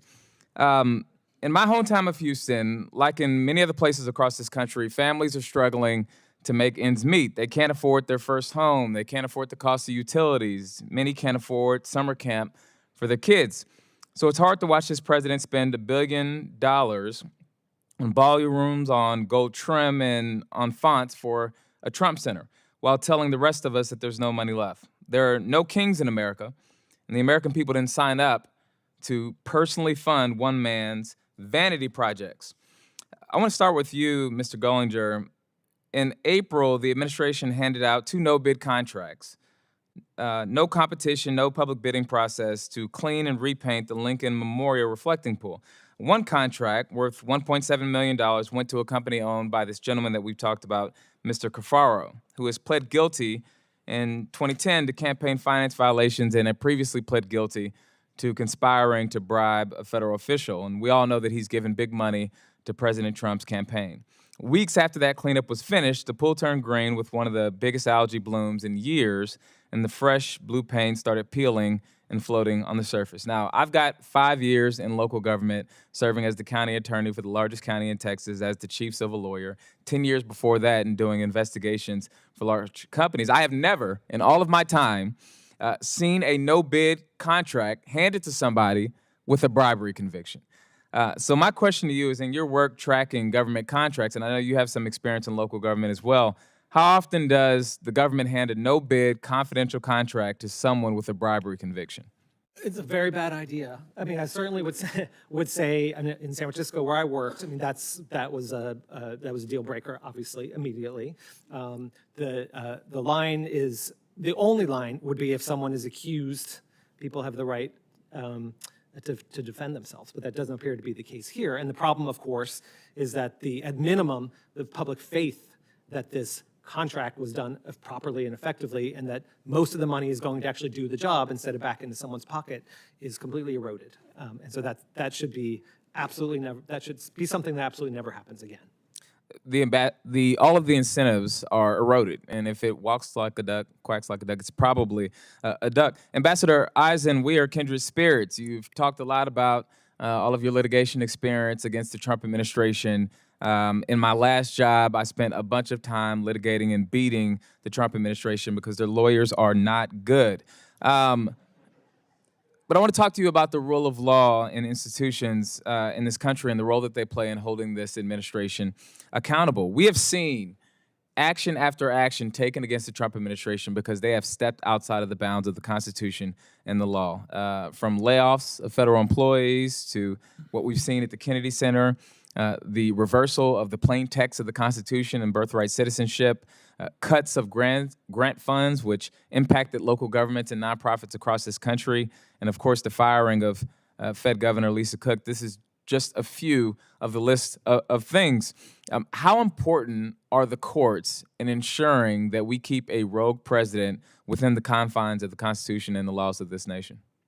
We were very honored at Democracy Defenders to help put together the team, to serve as part of the team that defended Dr. Cook up to and including the Supreme Court. Winning at the Supreme Court, it was a bipartisan team protecting her and the Federal Reserve, the independence of our nation's monetary policy, and the prosperity of every American.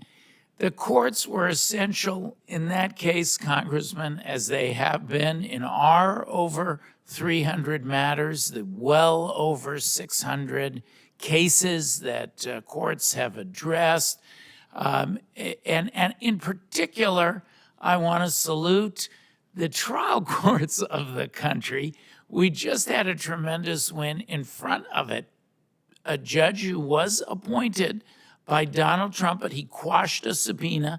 You know how hard it is to do that. He quashed a Trump administration subpoena, unduly interfering with election processes in Fulton County, Georgia.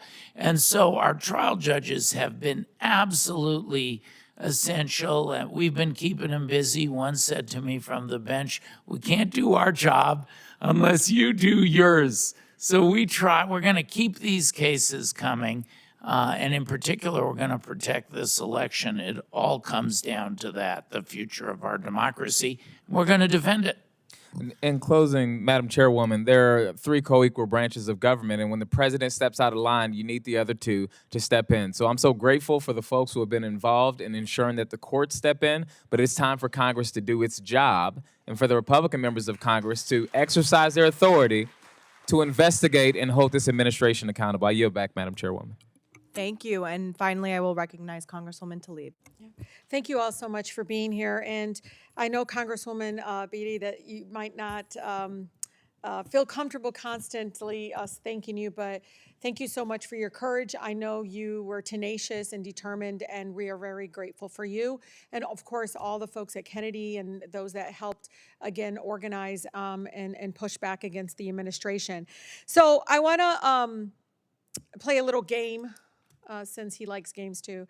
I want to talk about what did Trump say it would cost game, okay? Yeah, Ambassador, this is going to be fun. Because you know why? Because they constantly come to me when we talk about healthcare, food assistance, all these programs, waste and fraud, waste and fraud, waste and fraud. I want to talk about what did Trump say it would cost. Lincoln Memorial Reflecting Pool, does anybody know how much he said it was going to cost us? 1.5 to 1.8 million. You know, Congresswoman, how much it's going to cost? It's already at $16 million. I want the American people to understand, okay? Second, ballroom said, oh, it's going to cost us $200 million. It's our money, y'all. $200 million. He says private, folks, but guess what? It's not. He's pocketing that money. The ballroom, $200 million. Guess how much it is now? It's exceeding $1 billion. The 200-foot tall arc, I don't know what the hell he calls it, but it's an arc. How much the initial cost? They're saying $100 million. Experts say it's going to cost a lot more. These are architects. These are folks that do this kind of work. And on top of that, there's all these lawsuits because the arc is I guess, exceeds the height limitation. This is ridiculous. Talk about waste. Now talk about golf courses. You know anything about that, Ambassador? The hell is going on with the golf course? I think the American people need to know. He wants to take 50 acres of public land, a bike trail, historic grove of cherry trees, to put a freaking golf course. Talk about waste. Do you know about the golf course? A little bit, yes. Who benefits from the golf course? Well, right now, as you know, Congresswoman, families, children play with their parents, the grandparents. He's going to turn it into a Trump Country Club style golf course that average folks can't afford to play. It's incredibly sickening.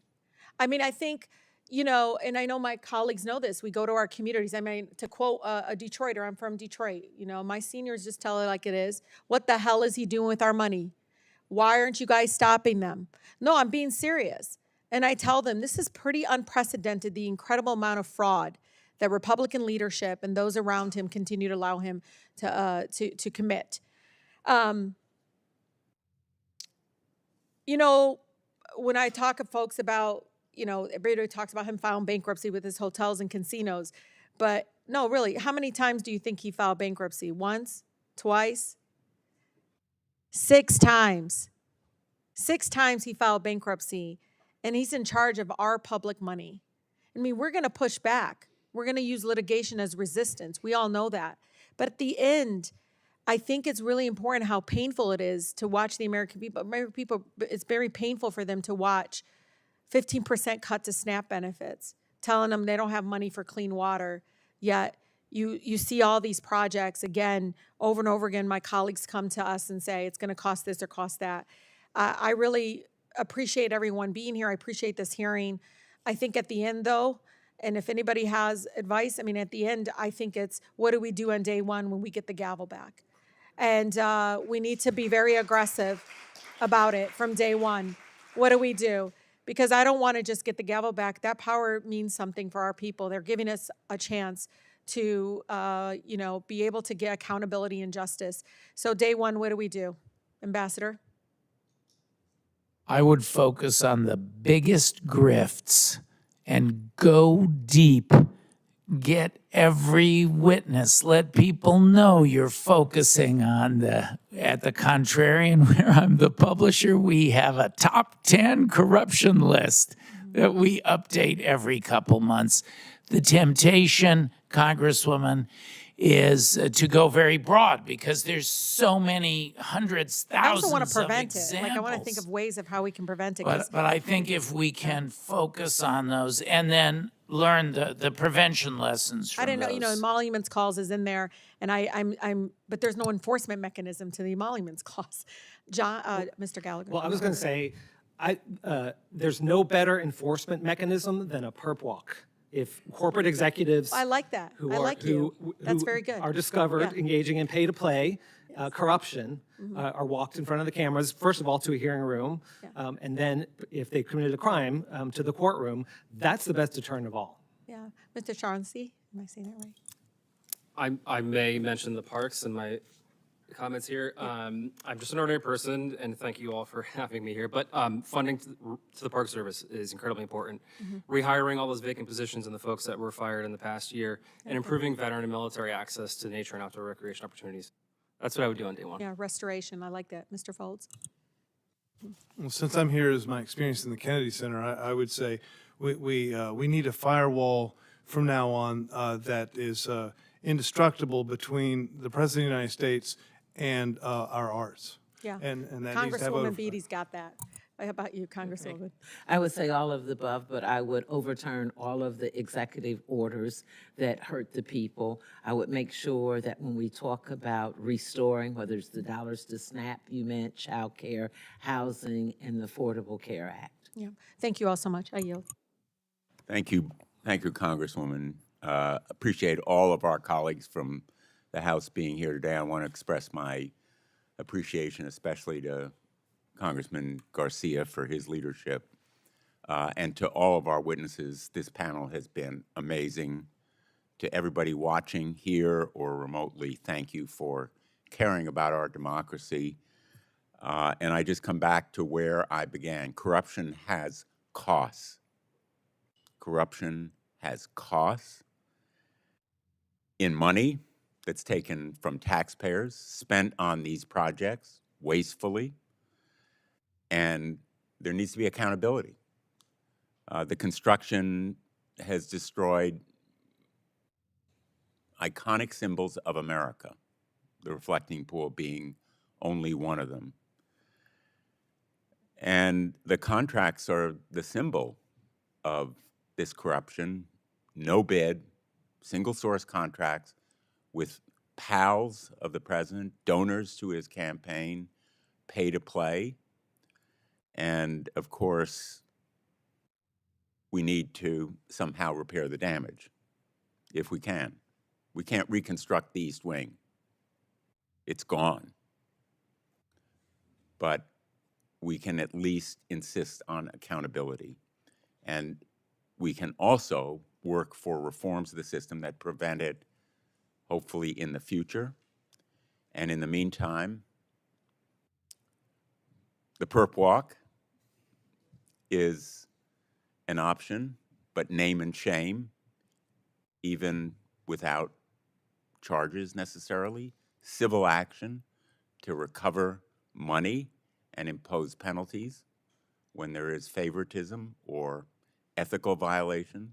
There's no ethics czar in the White House on the side of ethics right now.